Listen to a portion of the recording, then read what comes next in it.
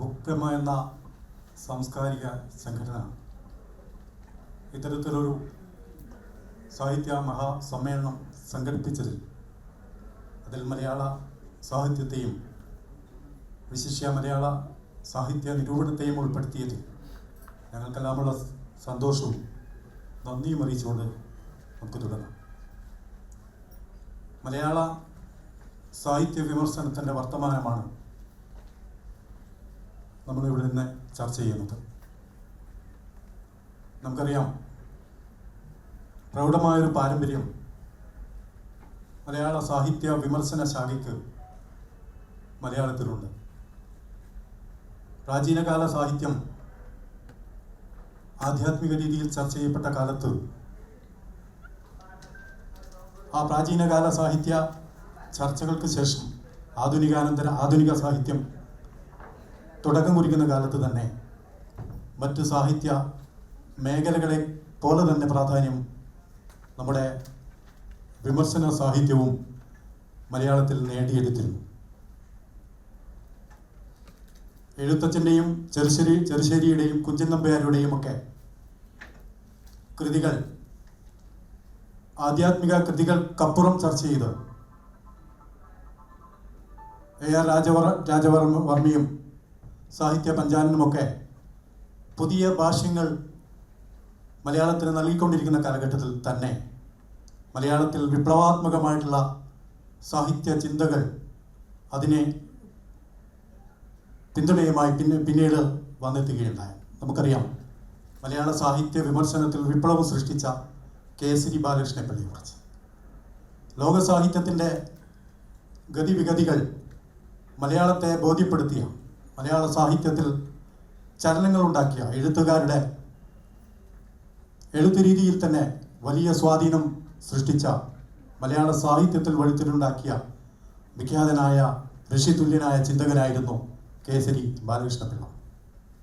അദ്ദേഹത്തിൻ്റെ പിന്തുടർച്ച എന്നോണം അദ്ദേഹത്തിൻ്റെ സമകാലികരായി തന്നെ ഒട്ടനവധി നിരൂപകർ പിന്നീട് ഉദയം കൊള്ളുകയുണ്ടായി. MP പോൾ, കുറ്റിപ്പുഴ കൃഷ്ണപിള്ള, CJ ജോസഫ് മുണ്ടശ്ശേരി,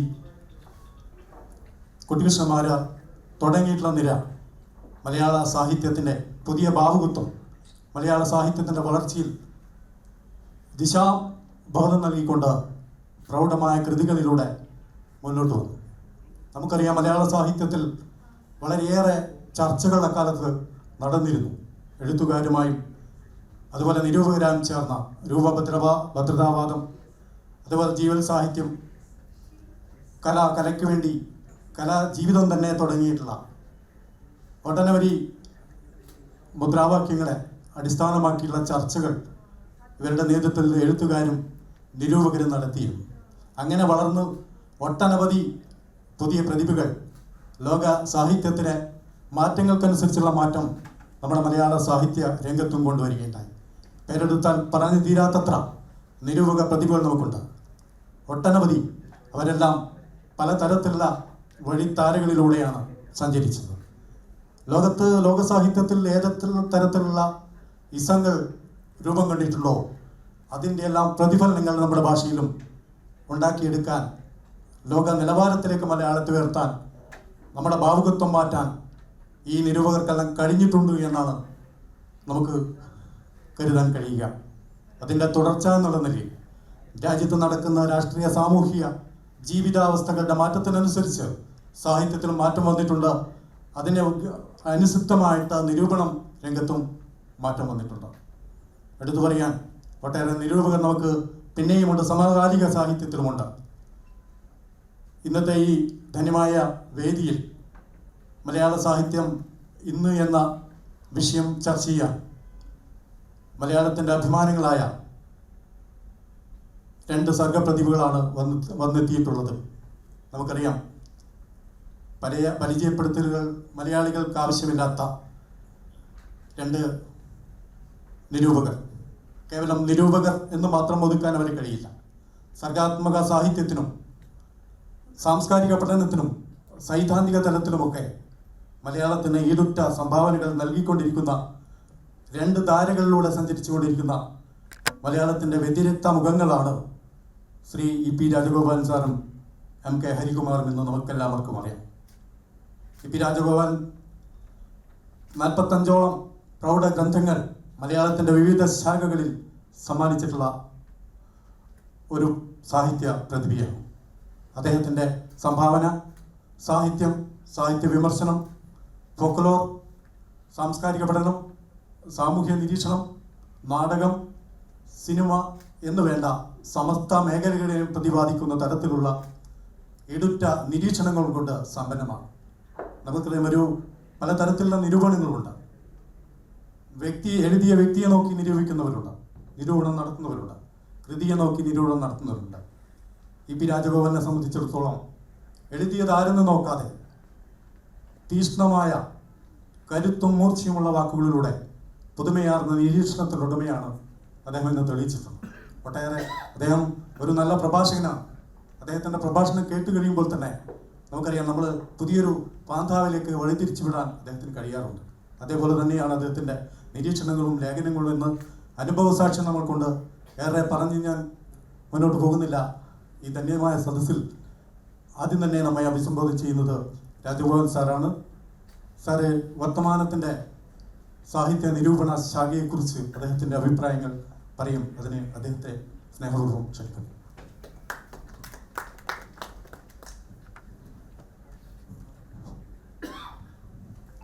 പ്രിയപ്പെട്ടവരെ, നമസ്കാരം. ബാംഗ്ലൂരിൽ ഇടയ്ക്കിടയ്ക്ക് വരാറുണ്ട്. ഇത്തവണ വന്നത് മുമ്പ് വന്നതുപോലെയല്ല. സാഹിത്യ നിരൂപണത്തെക്കുറിച്ച് ഒരുപക്ഷെ മലയാളികളോട് തന്നെ സംസാരിക്കാൻ വേണ്ടിയാണ് ഇത്തവണ വന്നിരിക്കുന്നത്. പക്ഷെ ഒരു ബുദ്ധിമുട്ട്, ഇരുന്ന് പറയാന്നല്ല. ഇരുന്ന് പറയുന്നത് ശരിയില്ല. നിന്നിട്ടില്ലെങ്കിൽ ഒരു പൂർണ്ണ മനുഷ്യനാവില്ല എന്ന് തോന്നുന്നു. പക്ഷെ നിൽക്കാനുള്ള ഒരു സ്ഥലം ഇവിടെ ഇല്ല എന്തായാലും. അതുകൊണ്ട് ക്ഷമിക്കുക. സാഹിത്യ നിരൂപണം വെറും ഇരിപ്പിലാണെന്നുള്ള വിചാരമുണ്ട് ഇപ്പോൾ ആളുകളിൽ. നിൽക്കാൻ പറ്റുന്നില്ല എന്നല്ലേ.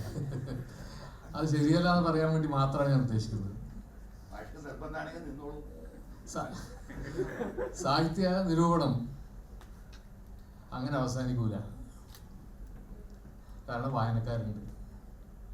വായനക്കാരില്ലിടത്തോളം കാലം ഈ ഏർപ്പാട് തുടരും. വായനക്കാരുടെ പാഠരൂപീകരണമാണ് സാഹിത്യ വിമർശനം. സാഹിത്യകാരെന്ന സാഹിത്യത്തിന് മാർക്കിടുന്ന നല്ല കൃതി, മോശം കൃതി മാർക്കിടുന്ന അധികാരികളായിട്ടുള്ള നിരൂപകർ എന്നുള്ളത് ഇപ്പോൾ ജനാധിപത്യ ലോകത്തിന് പറ്റിയത് അല്ല. വായനക്കാരുടെ പ്രതികരണത്തെയാണ് ഞാൻ നിരൂപണം എന്ന് വിചാരിക്കുന്നത്. നമ്മുടെ സാഹിത്യ നിരൂപണത്തിന് ഒരിക്കലും അവസാനിക്കാൻ പറ്റില്ല. സാഹിത്യം ഉള്ളിടത്തോളം കാലം അത് തുടരുകയും ചെയ്യും. ഞാൻ ഇംഗ്ലീഷ് പഠിപ്പിച്ച് ജീവിക്കുന്ന ഒരാളാണ്. ലിറ്ററേച്ചർ എന്ന് ഇംഗ്ലീഷ് പറയുന്ന വാക്കിനേക്കാൾ എത്രയോ വലിയ വാക്കാണ് സാഹിത്യം എന്നുള്ള വാക്ക്. അത് ഇന്ത്യ ലോകത്തിന് നൽകിയ ഒറ്റ വാക്കിലുള്ള ദർശനമാണ്. ഈ ഒഴിവാക്കലിൻ്റെ കാലമാണ്, എക്സ്ക്ലൂസീവിസം. കുറേ ആൾ ഒഴിവാക്കുക, പാകിസ്ഥാനിലേക്ക് പോവുക. അങ്ങനെ പറയുന്ന കാലത്താണ് സഹിതമായത് എല്ലാം ചേർത്ത് വെക്കുക. ലളിതമായി പറഞ്ഞാൽ രാഹിത്യം എന്നുള്ള വാക്കിൻ്റെ എതിർവാക്കാണ് സാഹിത്യം. നമ്മൾ അങ്ങനെ മനസ്സിലാക്കണം. ഒന്നും ഒഴിവാക്കാൻ പറ്റില്ല. വൈലുപ്പിള്ളി പറയും പോലെ പിന്നെ എൻ്റെ കവിതയിൽ വസൂരിയുമുണ്ട്, വസന്തവുമുണ്ട്. ഒന്നിനും ഒഴിവാക്കേണ്ട കാര്യമില്ല. അതേ പ്രതിഭയോടുകൂടി മറ്റൊരു ഭൂഖണ്ഡത്തിൽ അതേ കാലത്ത് ജീവിച്ച മറ്റൊരു കവി പറയുന്ന പോലെ എൻ്റെ കവിതയിൽ മുല്ലപ്പൂവിൻ്റെ മണമുണ്ട്, മൂത്രത്തിൻ്റെ മണവുമുണ്ട്. നെറൂദയാണ്. അപ്പോൾ ഇതന്നെയാണ് സാഹിത്യം. അപ്പോൾ അങ്ങനെ വരുമ്പോൾ പിന്നെ ജീവിതത്തെക്കുറിച്ചുള്ള നോട്ടങ്ങളാണ് സാഹിത്യത്തിൽ വരുന്നത്.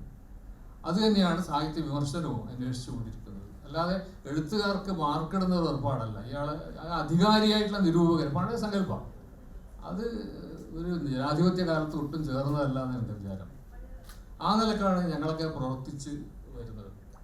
അതുകൊണ്ട് സാഹിത്യകാരന്മാരെ വളർത്തുകയോ തളർത്തുകയോ ഇതൊന്നുമല്ല. അതൊക്കെ അവർ സ്വന്തമായിട്ട് ചെയ്തോളണം. സാഹിത്യ വിമർശനത്തിന് ആ പണിയൊന്നുമില്ല. അതുകൊണ്ട് പഴയ പോലെ സാഹിത്യകാരന്മാർ നിരൂപകരെ ഇപ്പോൾ ഇങ്ങനെ എഴുന്നള്ളിച്ച് നടക്കാൻ്റെ ഒരു കേരളമില്ല ഇപ്പോൾ. അത് നല്ലതാണ്. അങ്ങനെയാണ് വേണ്ടത്. ഒരാളെ വളർത്തേണ്ടത് പിന്നെ ഒരു ഏർപ്പാട് ഇത് അല്ലാത്തതുകൊണ്ട്. അതുകൊണ്ട് സാഹിത്യ വിമർശനത്തിന് അങ്ങനെ ഞാൻ പറഞ്ഞല്ലോ അധികാരികളായി തുടരേണ്ട അവസ്ഥയില്ലാത്തതുകൊണ്ട് ഇത് വളരെ സ്വാഭാവികമായിട്ട് മുന്നോട്ട് പോകും. അപ്പം ഞാനൊരു വ്യക്തിപരമായ ആവശ്യത്തിന് വേണ്ടിയിട്ട് നിർവചനം പോലെ ഉണ്ടാക്കിയൊരു വാക്ക് ഞാൻ പറയാം ഇവിടെ. സാഹിത്യത്തെ കൂടി ഉൾപ്പെടുത്തിക്കൊണ്ടുള്ള സംസ്കാര പഠനമാണ്, ജീവിത പഠനമാണ് സാഹിത്യ വിമർശനം. ആ സാഹിത്യത്തെക്കുറിച്ച് മാത്രമുള്ളൊരു കാര്യമല്ല. ഈ സാഹിത്യത്തിൻ്റെ വിഷയം എന്താണ്? സാഹിത്യമാണോ? സാഹിത്യത്തിൽ ഉള്ളടക്കം എന്താ? സാഹിത്യമല്ല, ജീവിതമാണ്, ചരിത്രമാണ്. അതുകൊണ്ട് സാഹിത്യ വിമർശനത്തെ വ്യക്തിപരമായി എൻ്റെ പ്രായോഗിക ആവശ്യത്തിന് വേണ്ടി ഉണ്ടാക്കി, അത് ഉദ്ധരണിയല്ല ഇത്. ഇത്ര കുറേ വർഷമായിട്ട് ഈ പണിയെടുക്കുന്നതുകൊണ്ട് സ്വയം ഉണ്ടായി വന്നൊരു വാക്യ. സാഹിത്യത്തെ കൂടി ഉൾപ്പെടുത്തിക്കൊണ്ടുള്ള സംസ്കാരത്തെക്കുറിച്ചുള്ള പഠനമാണ്, ജീവിത പഠനമാണ് സാഹിത്യ വിമർശനം. അത് തുടങ്ങുന്നതും ജീവിതത്തിലാണ്, അത് തുടരുന്നതും ജീവിതത്തിൽ തന്നെയാണ്. അങ്ങനെ ഒരു ലാർജർ ഫ്രെയിമിൽ കാണുമ്പോഴാണ് ഇത് ജീവനുള്ള ഒരു സാധനമായിട്ട് മാറുക. അല്ല എഴുത്തുകാരെ പ്രോത്സാഹിപ്പിക്കുന്നത് പുസ്തക നിരൂപണം പോലുള്ള റിപ്പോർട്ടല്ലല്ലോ ഇത് വലിയൊരു ഡയമെൻഷനിൽ കാണുന്നതാണ്. അപ്പോൾ ആ നിലക്കുള്ള പ്രവർത്തനങ്ങൾ അല്ലെങ്കിൽ പുസ്തകത്തിന് ഇങ്ങനെ ഈ ഒരാൾ എഴുത്തുകാരെ ഞാൻ ആവർത്തിക്കുകയാണ്, പ്രോത്സാഹിപ്പിക്കുക, മറ്റു കുറേ എഴുത്തുകാരെ നിരുത്സാഹപ്പെടുത്തുക, അങ്ങനെയുള്ള ഒരു ഏർപ്പാടായിട്ട് സാഹിത്യ വിമർശനത്തെ കാണുന്നത് വല്ലാണ്ട് ചെറുതായി പോകും. അങ്ങനെയല്ല, ഇപ്പം ഞാൻ വലിയ നിരൂപകരുടെ പേര് പറയുന്നില്ല, ഇവിടെ ഇരിക്കുന്നവർക്ക് അങ്ങനെ കുട്ടികളല്ലാത്തതുകൊണ്ട്. വലിയ നിരൂപകരൊക്കെ ചെയ്തത് ഈ പുതിയ ചില കാഴ്ചപ്പാടുകൾ അവതരിപ്പിക്കുന്നു എന്നുള്ളതാണ്. അത് വളരെ സൂക്ഷ്മമായിട്ട് ചെയ്യുക. ഈ സീനിയർ റൈറ്റേഴ്സിനെ പ്രത്യേകിച്ച് ബഹുമാനിക്കേണ്ട കാര്യമില്ല, ജൂനിയർ റൈറ്റേഴ്സിന് അങ്ങനെ കാണാം, ജൂനിയേഴ്സ് അല്ലേ വളർന്നു വരട്ടെ കാത്തിരിക്കേണ്ട കാര്യമില്ല. അതൊന്നും ഒരു വിഷയമല്ല. ഇപ്പോൾ വ്യാസന്റെ പ്രായം ആർക്കറിയാം അല്ലേ? അതൊന്നൊരു വിഷയമല്ല. അതുകൊണ്ട് കുറച്ചും കൂടി ജനാധിപത്യത്തിന്റെ രീതിയിൽ വ്യക്തിവാദത്തിന് അപ്പുറത്തേക്ക് പോയിട്ട് ഇതിലുള്ള ഭാഷയുടെ ഡിസ്കോഴ്സിനെ അല്ലെങ്കിൽ ജീവിതത്തിന്റെ മറ്റ് കാര്യങ്ങളെ, പുതിയ സാഹിത്യം അവതരിപ്പിക്കുന്ന പുതിയ വിഷയങ്ങളെ ഒക്കെ മനസ്സിലാക്കിക്കൊണ്ടുള്ള കുറേ കൂടി സമഗ്രമായിട്ടുള്ള ഒരു പ്രവർത്തനമായിട്ടാണ് സാഹിത്യ വിമർശനത്തെ കാണുന്നത്. ഇപ്പോൾ വി രാജീവൻ അത്യന്തം നാടകീയമായിട്ടുള്ള സ്റ്റേറ്റ്മെന്റ് നടത്തുന്നുണ്ട്. കുട്ടികൃഷ്ണമാരാരുടെ ഭാരത പര്യടനം പുറത്തു വന്ന കുറേ വർഷം മുമ്പാണ്. അത് രാജീവൻ വായിച്ച സന്ദർഭത്തിൽ അദ്ദേഹം എഴുതിയിട്ടുണ്ട്, ഭാരത പര്യടനം വായിച്ചാൽ വ്യാസന് മനസ്സിലാവുകയില്ല. അത്യന്തം നാടകീയമായിട്ടുള്ള സ്റ്റേറ്റ്മെന്റാണ്. അതിൻ്റെ അർത്ഥം കുട്ടികൃഷ്ണമാരാർ കോഴിക്കോട് പോലുള്ള ഒരു മുതലാളിത്ത നഗരത്തിൽ താമസിക്കുകയും ഒരു പത്ര ഓഫീസിലെ പ്രൂഫ് റീഡറായി പ്രവർത്തിക്കുകയും ഒക്കെ ചെയ്യുന്ന ഒരു സ്ഥലമാണ്. കോഴിക്കോട് നഗരം പഴയ സാമൂതിരിയുടെ കാലമല്ല, രാജഭരണത്തിന്റെ കാലമല്ല, ജനാധിപത്യത്തിന്റെ കാലമാണ്, മുതലാളിത്തത്തിന്റെ കാലമാണ്. അങ്ങനെയുള്ളൊരു കാലത്ത് ജീവിക്കുന്ന, ഇംഗ്ലീഷ് അറിയില്ല, പക്ഷെ കുട്ടികൃഷ്ണമാർക്ക് ഇംഗ്ലീഷ് അറിയില്ലെങ്കിൽ ഈ കാലഘട്ടത്തെ അറിയാമല്ലോ. അദ്ദേഹം ഇംഗ്ലീഷ് അദ്ദേഹത്തിന് വായിക്കാൻ താല്പര്യമില്ല, ഇംഗ്ലീഷ് അദ്ദേഹം എളുപ്പത്തിൽ പഠിക്കാവുന്നതാണ്, പക്ഷെ അത് ഇംഗ്ലീഷ് പഠിച്ച ആളല്ല. പക്ഷെ അദ്ദേഹം അങ്ങനെയുള്ള ഒരു പുതിയ മനുഷ്യനാണ്, ആധുനികനായിട്ടുള്ള മനുഷ്യനാണ്. അപ്പോൾ ആധുനികനായിട്ടുള്ള മനുഷ്യൻ മഹാഭാരതത്തിന് കണ്ടെടുക്കുന്നത് ആധുനികമായിട്ടുള്ള കാര്യങ്ങളാണ്. അത് വ്യാസന് മനസ്സിലാവില്ല. വ്യാസന്റെ കാലം രാജഭരണത്തിന്റെ കാലമാണ്.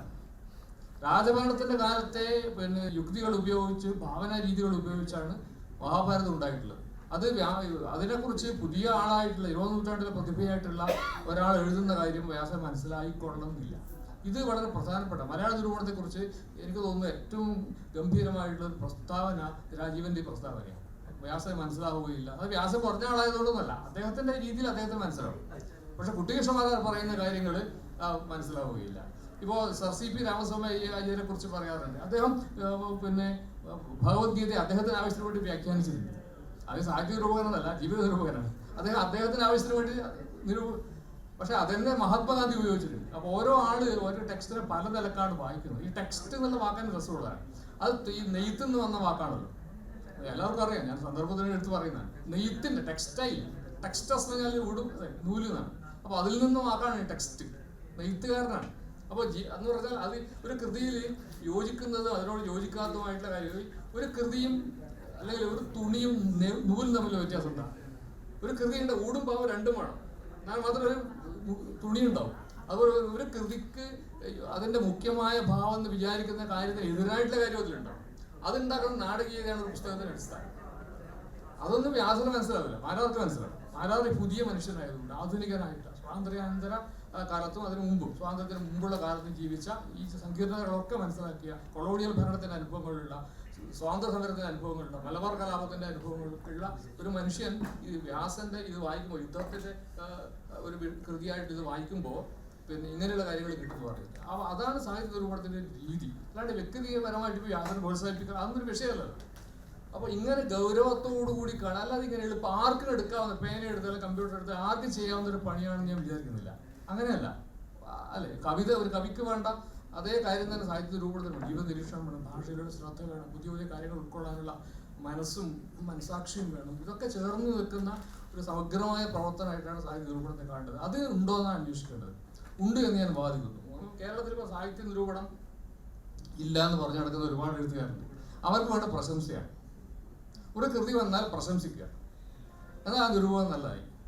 അല്ലെങ്കിൽ ഒരു ഇന്ന് പ്രതി വന്നാൽ ഇന്ന് വൈകുന്നേരത്തോടെ തന്നെ അതിന്റെ പ്രശംസ ടൈപ്പ് ചെയ്ത് പ്രസിദ്ധീകരിക്കാൻ പറ്റുമെങ്കിൽ നിരൂപകരൊക്കെ അതിൽ കാര്യമില്ല, അതിലൊരു കാര്യമില്ല. അത് അങ്ങനെയുള്ള PR പണി എടുക്കലല്ല നിരൂപകൻ. നമുക്ക് നോക്കാമല്ലോ, ഇപ്പൊ നിരൂപണത്തെ കുറിച്ച് നമുക്ക് സാമാന്യമായിട്ട് ധാരണ എല്ലാവർക്കും ഉണ്ടോ? സവിശേഷമായ ധാരണയുള്ള കുറെ ആൾക്കാർ കൂടിയുണ്ട്. അവർക്കറിയാം ലോകത്തിലെ പ്രധാനപ്പെട്ട നിരൂപകരെന്ന് എഴുത്തുകാരെ പ്രോത്സാഹിപ്പിക്കുന്ന പണിയെടുക്കുന്ന ആളുകളല്ല. അവർ ജീവിതത്തെക്കുറിച്ച് പറയാനായി സാഹിത്യകൃതികളെ കൂടി ഉപയോഗിക്കുന്നു.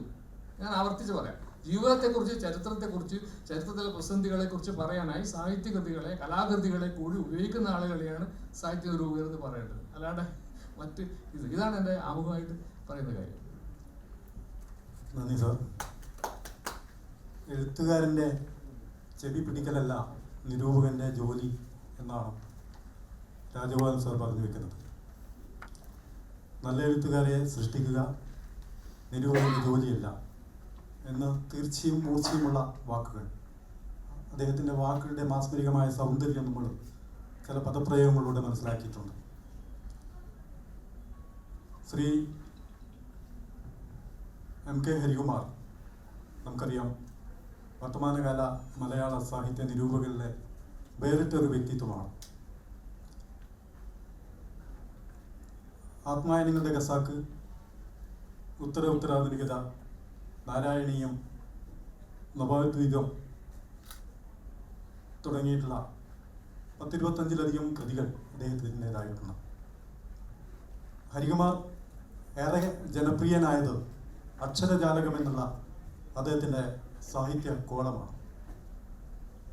മലയാളികൾ M കൃഷ്ണൻ നായരുടെ കോളത്തെ പോലെ തന്നെ എഴുത്തുകാർ ഉറ്റുനോക്കിയ പുതിയ എഴുത്തുകാർക്ക് അവർ പ്രതീക്ഷയോട് നോക്കിയ ഒരു കോളമാണ് സാഹിത്യജാലകം.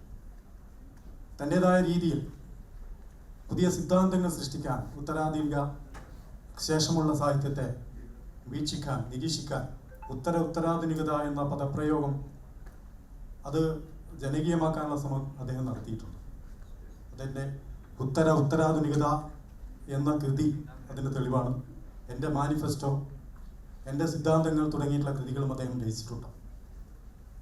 ഈ സമയത്ത് മലയാള സാഹിത്യ നിരൂപണത്തിൽ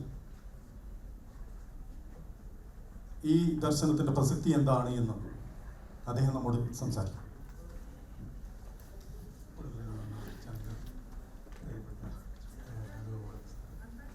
വളരെ ചർച്ച ചെയ്യേണ്ട ഒരു വിഷയമാണ് സാഹിത്യം അല്ലേ, ഈ പറയുന്ന സാഹിത്യാന്തികമായ കാര്യങ്ങൾ. പക്ഷേ ഈ മലയാള സാഹിത്യത്തിൻ്റെ ഒരു പരിപ്രേക്ഷ്യത്തിൽ ഒരു സിദ്ധാന്തത്തിൻ്റെ സാധ്യതയെക്കുറിച്ച് യൂണിവേഴ്സിറ്റിയിൽ പഠിപ്പിക്കുന്ന അധ്യാപകർക്ക് പോലും പ്രതീക്ഷയില്ല. കാരണം ഒരു യൂണിവേഴ്സിറ്റി അധ്യാപകരെ സംബന്ധിച്ച് ഒരു സിദ്ധാന്തം എന്ന് പറയുന്നത് സ്വന്തമായി ഒന്ന് ക്രിയേറ്റ് ചെയ്യാനുള്ള നിർവാഹമില്ല. കാരണം പലപ്പോഴും അവർക്ക് സിലബസിലുള്ള വിഷയങ്ങളെ പഠിപ്പിക്കുക എന്നുള്ളതാണ് അവരുടെ ഉദ്ദേശം. അതുകൊണ്ട് ഒരു സാഹസികമായ സാഹിത്യ വിമർശന പദ്ധതി അവിടെ ഇല്ല. അപ്പോൾ അതുകൊണ്ട് നമ്മൾ പിന്മാറണമെന്നില്ല. നമുക്ക് നമ്മുടെ സ്വാതന്ത്ര്യം ഉപയോഗിച്ച് നമുക്ക് ചിന്ത കൊണ്ട് നമുക്ക് ഏതെല്ലാം തരത്തിലുള്ള കൃതിയിലേക്ക് പ്രവേശിക്കാൻ സാധിക്കുമെന്നുള്ളത് അന്വേഷിക്കേണ്ടതാണ്. ഒരു സാഹിത്യ നിരൂപണം മാത്രമേ ഉള്ളൂ. ഈ നമ്മുടെ പുസ്തകം ഒരാൾ എഴുതിയെന്ന് വിചാരിച്ച ആ പുസ്തകം എഴുതിയത് അയാൾ വായിച്ചാൽ പോലും അത് വിമർശനമാണ്. ഇപ്പോൾ MT ഒരു പുസ്തകം എഴുതി MT വായിച്ചാൽ അത് വിമർശനമാണ്. വിമർശനം മാത്രമേ ഉള്ളൂ. കാരണം സാഹിത്യ വിമർശനത്തിലൂടെ നമ്മളൊരു പുസ്തകം 100 പേര് വായിക്കുന്നത് 100 ഡിഫറൻറ്റ് ടെക്സ്റ്റുകളാണ് ഉണ്ടാകുന്നത്. 100 പേരുടെ ഡിഫറൻറ്റ് ആറ്റിറ്റ്യൂഡാണ് അതിനകത്ത് വരുന്നത്. ഇപ്പോൾ സിനിമ കാണുമ്പോൾ അതില്ല. ഇപ്പോൾ തകഴിയുടെ പിന്നെ ചെമ്മീൻ അത് നമ്മൾ സിനിമ ആയിക്കഴിഞ്ഞാൽ അതിലെ പളനിയും കറുത്തമ്മയും എല്ലാം നമ്മളുടെ മനസ്സിൻ്റെ അതിനകത്ത് ആ ഭാവനയെ തകർത്തുകൊണ്ട് അത് ഇംപ്രിൻ്റ് ചെയ്യും. ഇപ്പോൾ കറുത്തമ്മ സിനിമ കണ്ടു കഴിഞ്ഞാൽ കറുത്തമ്മ വേറൊരാട്ടാവുന്ന ഭാവന ചെയ്യാൻ കഴിയില്ല. പക്ഷെ ചെമ്മീൻ എന്ന നോവൽ വായിക്കുമ്പോൾ നമുക്ക് ഓരോരുത്തർക്കും അവരുടെ ഭാവനയ്ക്കൊത്തത് ഇമാജിൻ ചെയ്യാൻ കഴിയും. അതാണ് വായന, അതാണ് വിമർശനം. അങ്ങനെ വായിക്കുന്നതുകൊണ്ടാണ് ഞാൻ എൻ്റെ പുസ്തകങ്ങളെ ഇപ്പോൾ അദ്ദേഹം പറഞ്ഞതുപോലെ ഞാൻ വിദ്യാർത്ഥിയായ MA പഠിച്ചുകൊണ്ടിരുന്നപ്പോഴാണ് ഈ ഖസാക്കിൻ്റെ ഇതിഹാസത്തെക്കുറിച്ചൊരു പുസ്തകം എഴുതിയത്. അന്ന് ആ ഖസാക്കിൻ്റെ ഇതിഹാസത്തെക്കുറിച്ച് 1984 ഞാൻ പുസ്തകം എഴുതി. ഇന്നും ഖസാക്കിൻ്റെ ഇതിഹാസത്തെക്കുറിച്ച് വേറൊരു പുസ്തകം ഉണ്ടായിട്ടില്ല. ഇപ്പം അതിന് ഈ ഖസാക്കിൻ്റെ ഇതിഹാസത്തെക്കുറിച്ച് പലരും ലേഖനങ്ങൾ എഴുതിയിട്ടുണ്ട്. ഇപ്പം ഞാൻ ഈ പുസ്തകം എഴുതിയപ്പോൾ നമ്മുടെ പ്രഗത്ഭനായ നോവലിസ്റ്റ് വിലാസി, ഞാൻ അദ്ദേഹമായിട്ട് ആ കാലഘട്ടത്തിൽ കത്തുകളുണ്ട്. അതേ എനിക്ക് എഴുതി, കാരണം താങ്കൾ ചെയ്തിരിക്കുന്ന ഒരു വലിയ വ്യത്യസ്തമായ ഒരു കാര്യമാണ്. കാരണം മലയാള നോവലിൻ്റെ ചരിത്രത്തിൽ ഒരു നോവലിനെ കുറിച്ച് വേറൊരു നോവൽ ഒരു വിമർശന പുസ്തകം എഴുതിയിട്ടില്ല ആ കാലഘട്ടത്തിൽ. അതേ ഞാൻ വീട്ടിൽ പോയി അദ്ദേഹം കുറച്ച് ഇംഗ്ലീഷ് കൃതികളെ കുറിച്ചൊക്കെ അതിനെക്കുറിച്ച് പറഞ്ഞു, ഇങ്ങനെയുള്ള കൃതികളെ കുറിച്ചൊക്കെ ഞങ്ങൾ സംസാരിച്ചു. അപ്പോൾ ഒരു പുസ്തകത്തെക്കുറിച്ച് നമ്മൾ വേറൊരു പുസ്തകം എഴുതണം, അതാണ് വിമർശനം. ഒരു ലേഖനം എഴുതാൻ സാധാരണത്തിൽ ആർക്കും കഴിയും. ഈ ആത്മായന ഖസാക്ക് എഴുതിയതെന്ന് പറയുന്നത് അതൊരു എൻ്റെ ഒരു ദശാസന്ധിയാണ്. കാരണം ആ പുസ്തകത്തോടുകൂടി എനിക്ക് ഒരുപാട് തിരിച്ചടികളുണ്ട്. കാരണം അതൊരു സാധാരണ ഒരു അക്കാഡമിക് ഗദ്യമല്ല ഞാൻ ഉപയോഗിച്ചിരിക്കുന്നത്. സാധാരണ ഗദ്യമല്ല, സാധാരണ മനസ്സിലാവില്ല എന്നാണ്. അത് മനസ്സിലാക്കണമെന്നില്ല. അപ്പോൾ നമ്മളൊരു പെയിൻറ്റിങ് നമ്മൾ എടുത്ത് നോക്കിക്കഴിഞ്ഞാൽ ആ പെയിൻറ്റിങ് മനസ്സിലാക്കാൻ ശ്രമിക്കുന്ന ഒരു അശ്ലീലമാണെന്നൊരു ചിത്രം പറയുകയുണ്ടായി. അത് മനസ്സിലാക്കാനല്ല, അത് നമ്മൾ അതിൻ്റെ ഒരു ആഴമേറിയ അനുഭവമാണ്. ആ അനുഭവത്തിലേക്കാണ് നമ്മൾ പോകേണ്ടത്. അപ്പം മനസ്സിലാക്കുക എന്നുള്ളത് അടുത്ത വേറൊരു വളരെ സിമ്പിളായിട്ടുള്ളൊരു കാര്യമാണ്. അതിനപ്പുറത്തേക്ക് പോകാൻ കഴിയുമെന്നുള്ളതാണ്. ഇപ്പോൾ സൽവദോർ ദാലിയുടെ ചിത്രങ്ങൾ, അദ്ദേഹത്തിൻ്റെ വളരെ വിചിത്രമായ രൂപകൽപ്പനകൾ, പ്രകൃതിയിലില്ലാത്ത ഒരുപാട് രൂപങ്ങൾ അദ്ദേഹം അവതരിപ്പിക്കുക. ആ രൂപങ്ങളുടെയൊക്കെ അർത്ഥം എന്താണ് അദ്ദേഹത്തിനോട് ചോദിക്കുന്ന വളരെ വളരെ മോശമായ ഒരു കാര്യം, ഒരു സദാചാരപരമായ കാര്യമല്ലത്, ഒരു ഇല്ലീഗലാണ്. ശരി, ഒരു ആർട്ടിസ്റ്റിന് ഇമാജിൻ ചെയ്യാനുള്ള കഴിവുണ്ട്, ഒരു ലൈസൻസ് ഉണ്ട്. അത് ഗവൺമെൻറ്റിൻ്റെ ആവശ്യമില്ല, ഗവൺമെൻറ് പ്രത്യേക സാങ്ഷൻ കൊടുക്കേണ്ട ആവശ്യമില്ല. പിക്കാസോ ഒരു ചിത്രം വരയ്ക്കുന്നതിന് ഒരു സർക്കാരിൻ്റെ ആവശ്യമില്ല, സ്വന്തം ഇമാജിനേഷനോട് അദ്ദേഹം വർണ്ണിക്കാൻ വരികയാണ്. അദ്ദേഹത്തിൻ്റെ രൂപത്തെക്കുറിച്ചുള്ള ധാരണകളെ അദ്ദേഹം അന്തർദർശനം ചെയ്ത് പുതിയൊരു ഡിസൈൻ ഉണ്ടാക്കുന്നു. ആ ഡിസൈനുകളെ പുതിയൊരു പാറ്റേണിലേക്ക് കണക്ട് ചെയ്തൊരു ഒരു ഇമാജിനേഷൻ്റെ ഒരു തലം സൃഷ്ടിക്കുകയാണ് ചെയ്യുന്നത്. അതാണ് നമുക്ക് അനുഭവപ്പെടുകയാണ്. അത് അനുഭവപ്പെടുക. അതിൻ്റെ ഓരോ പിക്കാസോ ആ ചിത്രത്തിൻ്റെ ഓരോ ഘട്ടത്തിലും പോയിട്ട് ഓരോ സെക്കൻഡിലും അല്ലെങ്കിൽ ഓരോ ബിന്ദുവിലുമുള്ള അർത്ഥം വിശദീകരിക്കുകയല്ല ചെയ്യുന്നത്. അങ്ങനെ ഒരു അർത്ഥമില്ല അതിനകത്ത്. അതേപോലെ തന്നെയാണ് ഞാൻ ഈ ആത്മായന ഖസാക്ക് എഴുതിയത്. ഇതിലും ഇപ്പോഴും അതിനകത്ത് വിമർശനമുണ്ട്. എന്നെ സംബന്ധിച്ചിടത്തോളം ഞാനൊരു സറിയലിസ്റ്റിക് ആയിട്ടുള്ള ഒരു എസ്തെറ്റിക്കായ ഒരു സമീപനമാണ് അതിൽ സ്വീകരിച്ചത്. എൻ്റെ മനസ്സിലുണ്ടാക്കിയ പ്രകമ്പനങ്ങളെ ഞാനൊരു സാഹിത്യ വിമർശന കല രൂപത്തിലുള്ള ആവിഷ്കാരമാക്കി മാറ്റുക. അതിന് വിചിത്രമായ സെൻറ്റൻസുകൾ. ഇപ്പോഴും ഞാൻ അതിനെക്കുറിച്ച് ഒരു കൃതി എഴുതി. ആ പുസ്തകത്തിൻ്റെ ഉണ്ടായ ഭാഷ, ഇതിൻ്റെ ഒരു വിദ്യാർത്ഥി എന്ന നിലയിൽ ഞാൻ എഴുതിയപ്പോൾ ആ ഭാഷയുടെ വളരെ ഏകാന്തമായ അല്ലെങ്കിൽ സ്വതന്ത്രമായ അന്വേഷണങ്ങൾ അതിന് ഞാൻ കണ്ടു. യുക്തിയല്ല, യുക്തി കൊണ്ട് അതിനെ കണ്ടുപിടിക്കാൻ കഴിയില്ല. അപ്പം ഇത് എൻ്റെ ഒരു വഴിയാണ്. ഞാൻ അന്ന് തുടങ്ങിയത്, ഫസ്റ്റ് ബുക്ക് മുതൽ ഞാൻ തുടങ്ങിയതാണ്. രണ്ടാമത്തെ പുസ്തകം എൻ്റെ മനുഷ്യാമ്പരാന്തങ്ങൾ എന്ന പുസ്തകമാണ്. അപ്പോൾ അതിൽ ആ പുസ്തകത്തിനൊരു ടൈറ്റിൽ ഞാൻ ഇട്ടപ്പോൾ അതിന് വലിയ വിവാദങ്ങളുണ്ടായി. ആ പുസ്തകത്തിൽ അതിൻ്റെ കുമാരജിക്കോട് ആ പുസ്തകത്തിന് അങ്കണ അവാർഡ് തന്നിട്ട് ആ പുസ്തകം ആയിരുന്ന സമയത്ത് അദ്ദേഹം ആ ടൈറ്റിലിനെ കുറിച്ച് വിമർശനാത്മകമായി പറയും. പക്ഷേ അദ്ദേഹം ശരിയല്ല എന്നല്ല പറഞ്ഞത്. അതിനെക്കുറിച്ച് പ്രസ് അക്കാഡമിയിൽ കുട്ടികളെ ഗിലാദ് ടീച്ചറോട് ചോദിച്ചു, ഇങ്ങനെ മനുഷ്യാമ്പരാന്തങ്ങൾ എന്നൊരു പദപ്രയോഗം ഉണ്ട്, ശരിയാണോ ടീച്ചറെ എന്ന് ചോദിച്ചു. ടീച്ചറെ വസ്തുനിഷ്ഠമായിട്ട് അതിൻ്റെ ഇങ്ങനെ കാരണങ്ങൾ നിരത്തി അത് വളരെ ശരിയാണെന്ന് സ്ഥാപിച്ചു. വളരെ സിമ്പിളായിട്ടുള്ളൊരു രണ്ട് വാക്ക് കമ്പയർ ചെയ്തിരിക്കുന്നു.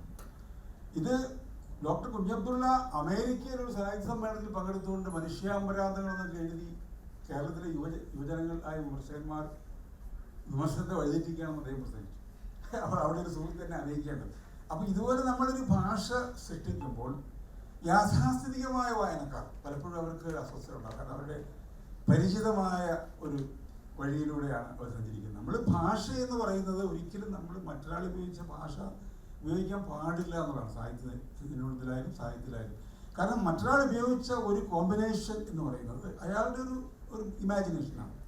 ആ കോമ്പിനേഷൻ എങ്ങനെ തകർക്കാം എന്നുള്ളതാണ് ഒരു ആർട്ടിസ്റ്റ് നോക്കേണ്ടത്. ഇത്തരമായിട്ടുള്ള ഭാഷ നമ്മളിൽ ഉണ്ടാക്കുന്ന ഒരു കോൺക്രീറ്റായ ഇമാജിനേഷനെ മാറ്റിക്കൊണ്ട് പുതിയൊരു ഇമാജിനേഷൻ, ഒരു ചാരുണ്ടാക്കണം. ഒരു ലാംഗ്വേജിൽ പുതിയ പരീക്ഷണം ആവശ്യം, പുതിയ ഭാഷ, വെറുതെ ഒരു യാന്ത്രികമായ പരീക്ഷണമല്ല ഞാൻ പറയുന്നത്. ഒരു ആർട്ടിസ്റ്റ് അയാളുടെ ഉള്ളിലുള്ള അനുഭവങ്ങളെ അവതരിപ്പിക്കുന്നതിന് വേണ്ടി സ്വാഭാവികമായി ഉണ്ടാക്കുന്ന ഭാഷയാണത്. അത് സ്വാഭാവികമായി വരുന്നതാണ്.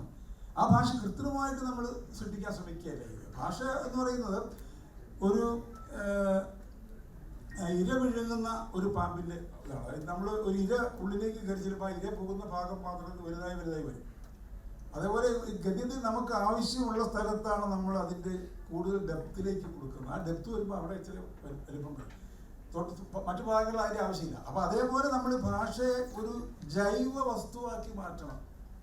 അതാണ് സാഹിത്യ നിരൂപണത്തിന്. ഞാനിവിടെ സൂചിപ്പിച്ച പോലെ അക്ഷരജാലകം എന്നതിൻ്റെ പങ്ക്തി ഇപ്പോൾ 27ാമത്തെ വർഷം തുടർന്നുകൊണ്ടിരിക്കുകയാണ്. അത് ഞാൻ കേരളാവതിയുടെ എഡിറ്റോറിയൽ പേജിലായിരുന്നു. അത് ഞാൻ കേരളാവതി സ്റ്റാഫായിരുന്നു. പിന്നീട് ഞാനത് കലാകൗമുദിയിൽ 8 വർഷത്തോളം എഴുതി. ആ സമയത്ത് കേരളാവതി ഞാൻ എഴുതുമ്പോൾ കൃഷ്ണനായർ സാറൊക്കെ ഉണ്ട്. ആ സമയത്ത് അദ്ദേഹം എഴുതുന്നുണ്ട്. അദ്ദേഹത്തെ ഞാൻ പിന്നെ കണ്ട് സംസാരിച്ചിട്ടുണ്ട്. അദ്ദേഹം ഞങ്ങളോട് വളരെ സ്നേഹത്തോടെ പെരുമാറുകയും ചെയ്തു. അദ്ദേഹത്തെ പോലെ വലിയ ഒരു വായനക്കാരനല്ല. അദ്ദേഹം വലിയൊരു കൊളോസൽ ആയിട്ടുള്ള ഒരു വായനക്കാരൻ. അത്രയും വലിയൊരു വായനക്കാരനല്ല. എനിക്ക് അത്രയ്ക്കുള്ള പുസ്തകം വായിക്കാൻ അങ്ങനെ ഒരു ക്ഷമയില്ല. ഞാൻ എൻ്റെ ആവശ്യത്തിനുള്ള പുസ്തകമാണ് വായിക്കുന്നത്. എല്ലാ പുസ്തകവും ഞാൻ വായിക്കുന്നില്ല. എനിക്ക് ആവശ്യമുള്ള പുസ്തകങ്ങൾ ഞാൻ വാങ്ങിക്കും. ചില പുസ്തകങ്ങൾ വാങ്ങി വെച്ചാൽ ഉടനെ വായിക്കാറില്ല. അത് എനിക്ക് ആവശ്യമുള്ള സമയത്ത് എടുത്ത് വെച്ച് വായിക്കും. ആ കാര്യത്തിൽ ഞാൻ എൻ്റെ ഒരു വഴി കണ്ടെത്തുകയാണ്. എല്ലാ പുസ്തകങ്ങളും പുതിയ പുസ്തകം, ഇപ്പോൾ കൃഷ്ണനായർ സാറ് ഇന്നിറങ്ങിയ പുസ്തകം, പുതിയൊരു പുസ്തകം പരിചയപ്പെടുത്താൻ ശ്രമിക്കും. ആ രീതിയല്ല ഞാൻ സ്വീകരിക്കുക. എനിക്ക് അങ്ങനത്തെ ഒരു ആവശ്യമില്ല. ഇന്നൊരു മാർക്കറ്റിൽ വന്നു എനിക്ക് ഇന്നൊരു പുസ്തകം പരിചയപ്പെടുത്തുക, അതല്ല ഞാൻ ചെയ്ത്. ഞാൻ ചിലപ്പോൾ പഴയ പുസ്തകമായിരിക്കും പരിചയപ്പെടുത്തുക. ഒരു 10ാം നൂറ്റാണ്ടിലെ 12ാം നൂറ്റാണ്ടിലെ പുസ്തകം ഞാൻ വായിച്ചു. ചിലപ്പോൾ അതിൻ്റെ ഒരു ഭാഗം അതിനുണ്ടാക്കുന്ന അനുഭവങ്ങളെ കുറിച്ചായിരിക്കും ഞാൻ ഒരു ഗദ്യം എഴുതാൻ ശ്രമിക്കുന്നത്. ഗദ്യം എന്ന് പറയുന്നത് ഒരു പദ്യം പോലെ തന്നെ ഒരു ആർട്ട് ഫോമാണെന്ന് ഞാൻ വിശ്വസിക്കുന്നു. ഒരു ആർട്ട് ഫോമാണ്. പത്രത്തിൽ എഴുതുന്ന ഗദ്യമല്ല. പത്രത്തിൽ എഴുതുന്ന ഗദ്യം ഒരു ഗദ്യമല്ല. അതൊരു മെക്കാനിക്കൽ ഭാഷയാണ്. നമ്മളൊരു നോവലിൽ ഒരു പുതിയ ഗദ്യം ഉണ്ടാക്കുകയാണെങ്കിൽ, പുതിയ ഗദ്യം വരികയാണെങ്കിൽ അതൊരു ആർട്ട് ഫോമാണ്. ഇപ്പോൾ ഖസാക്കിൻ്റെ ഇതിഹാസത്തിലൊക്കെ നമ്മൾ കാണുന്ന ഒരു ആർട്ട് ഫോമാണ്. ഒരു ഗദ്യം ഒരു കലാരൂപത്തിലേക്ക് വരികയാണ് ചെയ്യുന്നത്. സായാഹ്ന യാത്രകളുടെ അച്ഛ എന്ന് നമ്മൾ അങ്ങനെ ഒരു ഭാഷ അതിനു മുമ്പ് കണ്ടിട്ടില്ല. മലയാള സാഹിത്യത്തിലില്ല എന്നൊരു ഭാഷ. അത് പുതിയ ഭാഷ വരികയാണ്, പുതിയൊരു ആർട്ട് ഫോം ഡെവലപ്പ് ചെയ്യുക. ഇപ്പോൾ സച്ചിദാനന്ദൻ്റെയും അതുപോലെയുള്ള മറ്റ് ആധുനികരായ ചില കവിതകളുടെ ഭാഷ എന്ന് പറയുന്നത് ഒരു സാധാരണ ഗദ്യമല്ല. അങ്ങനെ നിങ്ങൾ അതിനെ ആക്ഷേപിക്കാൻ പറ്റില്ല. ഒരു ഗദ്യത്തിലെ കവിത എഴുതുന്ന കവികൾ പോലും കവിത വേണ്ടെന്ന് പറയുന്നത് അത് ശരിയല്ല. കവിതയുടെ സാമ്പ്രദായികമായ താളത്തോട് വിയോജിപ്പുള്ളതുകൊണ്ട് ആ താളത്തിലൂടെ തൻ്റെ സവിശേഷമായ ആശയങ്ങളും ചിന്തകളും അവതരിപ്പിക്കാൻ കഴിയില്ല എന്ന് ബോധ്യപ്പെട്ടതുകൊണ്ട് അവർ പുതിയൊരു ഭാഷ സെറ്റ് ചെയ്യുക. ഗദ്യത്തിനകത്ത് വളരെ മൂർച്ച കൊണ്ടുവരാൻ ശ്രമിക്കും. പുതിയ ഗദ്യം, പുതിയ ആർട്ട് ഫോമായി മാറുന്ന ഗദ്യം ഉണ്ടാക്കാൻ ശ്രമിക്കുന്നു. അങ്ങനെ ഉണ്ടാക്കുമ്പോൾ ഒരുപക്ഷെ അതിന് ലക്ഷക്കണക്കിന് വായനക്കാർ 100 പതിപ്പുകൾ അല്ലെങ്കിൽ 50 പതിപ്പുകളും നമുക്കുണ്ടായതുമില്ല. അത്ര വിശ്വസിക്കുന്നില്ല അത്. അങ്ങനെ ഒരു ജനാധിപത്യ വായന സാഹിത്യത്തിലില്ല. ഒരു കോൺസിസ്റ്റൻസിയിൽ നിന്ന് ജയിക്കേണ്ട ഒരു ആവശ്യമില്ല ഒരു എഴുത്തുകാരൻ. ഇപ്പോൾ ഗാർസിയ മാർക്കസിനെ പോലെയൊക്കെയുള്ള ആൾക്കാർക്ക് ഒരുപാട് കോപ്പികൾ ഉണ്ടായിട്ടുണ്ടെങ്കിൽ ബോർഹസിനെ പോലുള്ള ആൾക്കാർക്ക് അത്രയും വലിയൊരു വായനക്കാരെ അത്രയ്ക്ക് കിട്ടിയില്ല. അദ്ദേഹം പറഞ്ഞ എനിക്ക് 7 വായനക്കാരെ കിട്ടിയ മഹാഭാഗ്യം എന്നാണ്. അത്രയ്ക്ക് സത്യസന്ധമായി പറഞ്ഞു. അതൊരു 1,00,000 വായനക്കാർ അല്ലെങ്കിൽ അങ്ങനെയുള്ള ഒരു കൺസെപ്റ്റ്, ഒരു സീരിയസ് ലിറ്ററേച്ചറിൻ്റെ ആ ഗൗരവം മനസ്സിലാക്കുന്നവരത് പറയില്ലെന്നാണ് എൻ്റെ വിശ്വാസം. ഞാനിപ്പോൾ ആമുഖമായിട്ട് ഒരു ചർച്ച പറഞ്ഞതാണ്. തൻ്റെ വിമർശന സരണിയെക്കുറിച്ചാണ് കെ ഹരികുമാർ പറഞ്ഞു വെച്ചത്. നന്ദി സർ. ഈ കാലത്തെ സൈബർ യുഗം സത്യാനന്തര കാലം എന്നൊക്കെ വിശേഷിപ്പിക്കാറുണ്ട്. കുറച്ചു കാലമായി വായന മരിക്കുന്നു എന്നുള്ള മുറവിളി നമ്മൾ കേൾക്കാറുണ്ട്. ഇപ്പോൾ അത് പുസ്തകം മരിക്കുന്നു, ഈ അച്ചടി പ്രാകൃതമായ അച്ചടി വേണമോ, അല്ലെങ്കിൽ അച്ചടിച്ച പുസ്തകങ്ങളും മാസികകളും മാഗസിനുകളും ഒക്കെ ഇനിയുള്ള കാലത്തുണ്ടാകുമോ, പുസ്തകമുണ്ടാകുമോ, പുസ്തകത്തിന് ഭാവിയുണ്ടോ എന്നുള്ള ചോദ്യം ഉയരുമ്പോൾ പരമ്പരാഗതമായി നമ്മൾ ശീലിച്ചു പോകുന്ന ഈ സാഹിത്യ രൂപങ്ങൾ, സാഹിത്യ വിമർശനം ഒക്കെ ഈ നിലയിൽ തന്നെ തുടരുമോ, അതിന് പ്രസക്തിയുണ്ടോ, നിരൂപണത്തിൻ്റെ മരണമണി മുഴങ്ങുകയാണോ എന്നാണ് രാജവർമാഷോട് ചോദിക്കാനുള്ളത്. നിരൂപണത്തിൻ്റെ മരണമണി മുഴങ്ങുന്ന എന്നൊരു വിഷയത്തെക്കുറിച്ച് ഞാൻ ഒരു അഭിപ്രായം നേരത്തെ പറയുണ്ടായി. ഒരു കൃതിയുടെ മുഴുവൻ അർത്ഥാവകാശവും ഒരു വ്യക്തിയിൽ ആരോപിക്കുന്ന തരത്തിലുള്ള, ഒന്നുകൂടി പറയണം, ഒരു കൃതിയുടെ മുഴുവൻ അർത്ഥാവകാശവും അർത്ഥകുത്തകയും ഒരു മനുഷ്യ വ്യക്തിയിൽ ആരോപിക്കുന്ന മറ്റുള്ള വിമർശനത്തിന് മരണമണി മുഴങ്ങി. അത് അനിവാര്യമാണ്. അത് ഞാൻ പറഞ്ഞു വേറൊരു ഭാഷയിൽ. നിരൂപണം അവസാനിക്കില്ല. നമ്മൾ ജീവിക്കുമ്പോൾ ബാംഗ്ലൂർ നഗരത്തിൽ ഞാൻ കുറച്ച് 5-6 മാസമായി, അല്ലെങ്കിൽ 5-8 മാസം മുമ്പെയാണ് വന്നത്. ഇപ്പോൾ ബാംഗ്ലൂർ നഗരം മാറി. ആ മാറ്റത്തെക്കുറിച്ച് എൻ്റെ മനസ്സിലൊരു ചിത്രമുണ്ടല്ലോ. ആ ചിത്രം മാത്രമല്ല, എന്തുകൊണ്ട് മാറിയെന്ന അന്വേഷണമുണ്ട്. ഇതൊക്കെ വളരെ സ്വാഭാവികമാണ്. ഇതിനങ്ങനെ വളരെ സൈദ്ധാന്തികമായിട്ടൊന്നും കണ്ടുപിടിക്കേണ്ട കാര്യമല്ല. മനുഷ്യരുടെ സ്വാഭാവികമായിട്ടുള്ള ഒരു ദൃശ്യം കണ്ടാൽ അല്ലെങ്കിൽ ശബ്ദം കേട്ടാൽ, ഒരു ഭക്ഷണം കഴിച്ചാൽ നമ്മൾ അതിനെക്കുറിച്ച് അഭിപ്രായം രൂപീകരിക്കൂലേ? അത്രയേ ഉള്ളൂ ഇത്. അതായത് ഇങ്ങനെ ഈ പ്രൊഫസർമാർക്ക് തിയറികൾ സൃഷ്ടിക്കല്ല അവരുടെ ഒരാവശ്യമാണ്. അതിങ്ങനെ ഉണ്ടായിക്കൊണ്ടിരിക്കും. അത്രയൊന്നും വലിയ ക്ലേശകരമായിട്ടുള്ള കാര്യമൊന്നും ആണെന്ന് ഞാൻ വിചാരിക്കുന്നില്ല. ഇതിന് വളരെ ക്രിയേറ്റീവായിട്ടുള്ള പ്രവർത്തനമാണ്. ഇത് നിരൂപണം എന്ന് പറഞ്ഞാൽ വളരെ കടിച്ചാ പൊട്ടാത്ത, ഇപ്പൊ ഞങ്ങൾ പറയുന്നത് മനസ്സിലായി, ഹരികുമാരൻ രാജഗോപാലൻ പറയുന്നത് നിങ്ങൾക്ക് മനസ്സിലാവുന്നുണ്ടല്ലോ. ഇത് കടിച്ചാ പൊട്ടാത്ത എന്തെങ്കിലും ഞങ്ങൾ പറഞ്ഞു മാരാറ് വായിച്ചാൽ നമുക്ക് മനസ്സിലാവും. ഇത് പൂർണ്ണ കാര്യങ്ങൾ വേണ്ടത്ര മനസ്സിലാക്കാതെ ഇങ്ങനെയുള്ള ഈ എളുപ്പവിദ്യകൾ വയറ്റുന്ന ആളുകൾക്ക് ആരുടെ കൃതികൾ വായിച്ചാലാണ് മനസ്സിലാവാതിരിക്കുന്നത്. അത് ആളുകൾ തള്ളിക്കളഞ്ഞോളും. നിരൂപണം ഒരു ഡിസ്കോഴ്സ് എന്നുള്ള നിലക്ക് കേരള സമൂഹത്തിൽ ഇന്നും പ്രവർത്തിക്കുന്നുണ്ട്. നമ്മളിപ്പോൾ ഇപ്പോൾ വിമർശനത്തിൽ വന്ന മാറ്റം, ചന്ദ്രന ഭരണമൊഴി എന്ന് പറഞ്ഞല്ലോ, ഇപ്പോൾ വളരെ വിപുലമായിട്ടുള്ള ആളുകൾ ബസ്സിൽ ഇരിക്കുന്നതിനെ കുറിച്ച് ഒരു ലേഖനം സാധ്യമാണ്. ഞാനത് മുമ്പ് എഴുതിയിട്ടുണ്ട്, ശ്രമിക്കുക. ഇവിടെ പുതിയൊരു സദസ്സായോട് പറയുന്നത് ഈ പിന്നെ കേരളത്തിലെങ്കിലും ഇവിടുത്തെ ബസ്സുകളിൽ ഞാൻ പോയിട്ടില്ല, ശ്രദ്ധിച്ചില്ല. അപ്പോൾ രണ്ടുപേരിരിക്കുന്ന സീറ്റിൽ കേരളത്തിൽ കുറച്ച് വർഷമായിട്ട്, ഒരു 10 വർഷത്തിന് ഇപ്പറായിട്ട്, ആ 10 വർഷത്തിന് ഇപ്പുറം എന്നുള്ളതിൻ്റെ അർത്ഥം നിങ്ങൾക്ക് മനസ്സിലാക്കാം. പിന്നെ ഇങ്ങനെ ഈ ആദ്യം ഇരിക്കുന്ന ആള് വിടർന്നും പടർന്നും ഇങ്ങനെ ഇത്ര വരെ ഇരിക്കും. ബാക്കി രണ്ടാമത് കയറുന്ന ആള് പകുതി മാത്രമേ ഇരിക്കും. അപ്പൊ അയാള് ഈ കഥ തുടങ്ങുന്നേ ഉള്ളൂ കേട്ടോ. അയാള് മറ്റേ ആളൊന്ന് തള്ളാൻ ശ്രമിക്കും. എന്നാലും ഇയാൾ അനങ്ങില്ല. വെറുതെ ഒന്ന് അനങ്ങിയിട്ട്, ഞാനത് മനസ്സിലാക്കിയതില്ല, മറ്റൊന്ന് അനങ്ങിയിട്ട് അവിടെ ഇരിക്കും. അപ്പൊ മറ്റേ ആൾക്ക് പൂർണ്ണമായ സീറ്റ് അവകാശമുണ്ട്, പക്ഷെ അയാൾ ഇരിക്കില്ല, അയാൾക്ക് ഇരിക്കാൻ പറ്റില്ല. അപ്പൊ വിഷമിച്ച് പോയി. അയാൾ പ്രതികരിക്കില്ല, അയാൾക്ക് പേടിയുണ്ട് മറ്റേ കക്ഷിയെ. തിരിച്ചു വരുമ്പോ ഇതേ ബസ്സിൽ ഒന്നാമത്തെ ഭാഗത്താണ് രണ്ടാമത്തെ ആൾ ഇരിക്കുന്നത്. ഈ വിഷമം അനുഭവിച്ചോളൂ, അയാൾ അങ്ങനെ ഇരിക്കാന്നുള്ള ചോദ്യം. ഇതിനെ ഫാസിസം എന്ന് പറയുന്നത്. ജനാധിപത്യപരമായ ബസ് യാത്ര ഇന്ന് കേരളത്തിൽ സാധ്യമാകുന്നില്ല. ഇപ്പൊ ബസ് യാത്ര എന്നുള്ളത് തന്നെ പറഞ്ഞാൽ ആൾക്ക് മനസ്സിലാവില്ല. എല്ലാവരും സ്വകാര്യ വാഹനങ്ങളുണ്ട്. അതുകൊണ്ട് ഈ ഉദാഹരണത്തിന്റെ ഏതാണ്ട് കാലപ്പഴക്കം തട്ടിപ്പോയി. ഞാൻ കുറെ വർഷങ്ങളായി ആവർത്തിക്കുന്ന ഉദാഹരണം. അപ്പൊ ഇങ്ങനെ ജീവിതത്തിന്റെ ഇപ്പൊ ലൈംഗിക ബന്ധങ്ങൾ, പുരുഷന്റെ സുഖത്തിന് വേണ്ടി മാത്രമുള്ള ലൈംഗിക ബന്ധത്തിൽ കേരളത്തിൽ ഒരു തിയറി നിലനിൽക്ക് നിഷേധിക്കപ്പെട്ടിട്ടുണ്ട്. അത് കേരളത്തിൽ സ്ത്രീകളുടെ അവകാശങ്ങൾക്ക് ഉള്ള പലതരത്തിലുള്ള പ്രക്ഷോഭങ്ങൾ നടക്കുന്നതിന്റെ ഭാഗമായിട്ടാണ് ഈ പിന്നെ തുല്യാനന്ദം എന്നുള്ള ആശയം, ലൈംഗികതയിൽ തുല്യമായ ആനന്ദത്തിന് വേണ്ടി ശ്രമം വേണം എന്ന ആശയം ഉണ്ടാകുന്നത്. അല്ല പുരുഷന്റെ ഒരു ഇന്ദ്രിയ വിസർജനത്തിൽ അവസാനിക്കുന്നതല്ല ലൈംഗികത, ദാമ്പത്യ ലൈംഗികത എന്നുള്ള ആശയം. അപ്പൊ ഇതൊക്കെ ഇങ്ങനെ എല്ലാ വിഷയത്തിലും ഉണ്ട്. അതുകൊണ്ട് ഇതിങ്ങനെ അവസാനിച്ചു പോകുന്നില്ല. ഇത് ക്രിയേറ്റീവാണ്. ഞാനൊരു ഇപ്പോൾ ഹരികുമാർ ആവർത്തിച്ച് ഖസാക്കിനെ കുറിച്ച് പറഞ്ഞുകൊണ്ട്, ഞാൻ ഖസാക്കിനെ കുറിച്ച് മുമ്പ് എഴുതിയിട്ടുള്ള ഒരു ലേഖനത്തിൽ, ചെറിയ ലേഖനത്തിലെ ഒരു കാര്യം പറയാം. ഖസാക്കിലെ ഒന്നാമത്തെ വാക്യം വളരെ ചെറിയൊരു വാക്യമാണ്, അതെല്ലാവരും മനസ്സിലുണ്ടാവും. കൂമൻകാവിൽ ബസ് ചെന്ന് നിന്നപ്പോൾ ആ സ്ഥലം രവിക്ക് ഒട്ടും അപരിചിതമായി തോന്നിയില്ല. ഏതാണ്ട് ഇങ്ങനെയാണ്. കൂമൻകാവിൽ ബസ് ചെയ്ത് നിന്നപ്പോൾ ആ സ്ഥലം രവിക്ക് അപരിചിതമായി തോന്നിയില്ല. കൂമൻകാവ് അവിടെ മനുഷ്യനില്ല, കൂമൻകാവേ ഉള്ളൂ. ബസ് അത് ട്രഡീഷനാണ്, പഴയ കാലത്തിന്റെ ഓർമ്മയാണ് കൂമൻകാവ്. അടുത്ത ബസ് പുതിയ ഇംഗ്ലീഷ് വാക്ക്, പുതിയ വാക്കെന്ന് മാത്രമല്ല അത് മലയാള വാക്കുമാണ്, ഇംഗ്ലീഷ് വാക്കാണ്. ആ രണ്ട് വാക്ക് നോക്കിയാൽ തന്നെ ഖസാക്കിലെ അടിസ്ഥാന സംഘർഷം പിടികിട്ടും. നമ്മൾ പ്രൈമോർഡിയൽ വാല്യൂസ് എന്ന് പറയുന്നത് പ്രാചീനമായിട്ടുള്ള മൂല്യങ്ങളും വ്യവസ്ഥകളും പുതിയ ലോകവും തമ്മിലുള്ള സംഘർഷം ഖസാക്കിൽ വളരെ അടിസ്ഥാനപരമായിട്ടുള്ള സംഗതിയാണ്. അതങ്ങനെ ഇത് ഒരു മണിക്കൂർ സംസാരിക്കേണ്ട വിഷയമാണ്. ഞാൻ ഒരു മിനിറ്റോട് ചുരുക്കി പറയുന്നേ ഉള്ളൂ. ബസ് നിന്നപ്പോൾ പിന്നെ ആ സ്ഥലം അതൊരു കീവേഡാണ്. ഈ ഖസാക്കിന് ഇതിഹാസം നല്ല പേര്, അതന്നെ സ്ഥലത്തെക്കുറിച്ചുള്ള പുസ്തകം. ആ സൂചന വന്നു. രവിക്ക് ഒട്ടും അപരിതമായി തോന്നുന്നില്ല.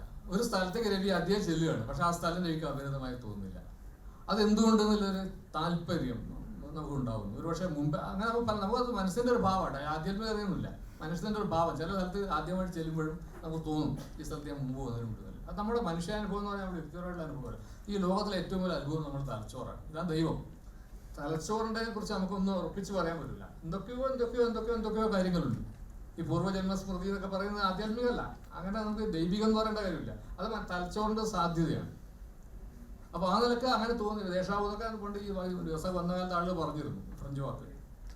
അപ്പോൾ ആ സ്ഥലം നില വന്നു. ആ രവിക്ക് അപരിതമായി തോന്നിയില്ല എന്ന് കൂടി വരുന്നതോടുകൂടി ആ ഖസാക്കിന്റെ ആ നോവലിന്റെ മൊത്തം ക്യാരക്ടർ വെളിപ്പെടുന്നത് റിയലിസ്റ്റ് പ്രസ്ഥാനത്തിൽ വരുന്ന ഒരു നോവലല്ല. ഈ വിജയൻ ആദ്യത്തെ കഥകൾ എഴുതിയ സമയത്ത് പാലക്കാട്ടെ വളരെ ശുദ്ധനായിട്ടുള്ള, വളരെ നിങ്ങൾക്കൊക്കെ വളരെ പ്രിയം ഉണ്ടായിരുന്ന ഒരു കമ്മ്യൂണിസ്റ്റ് നേതാവ് PT ഭാസ്കരൻ പണിക്കർ വിജയനോട് പറഞ്ഞ കാര്യം വളരെ പ്രസിദ്ധമാണ്.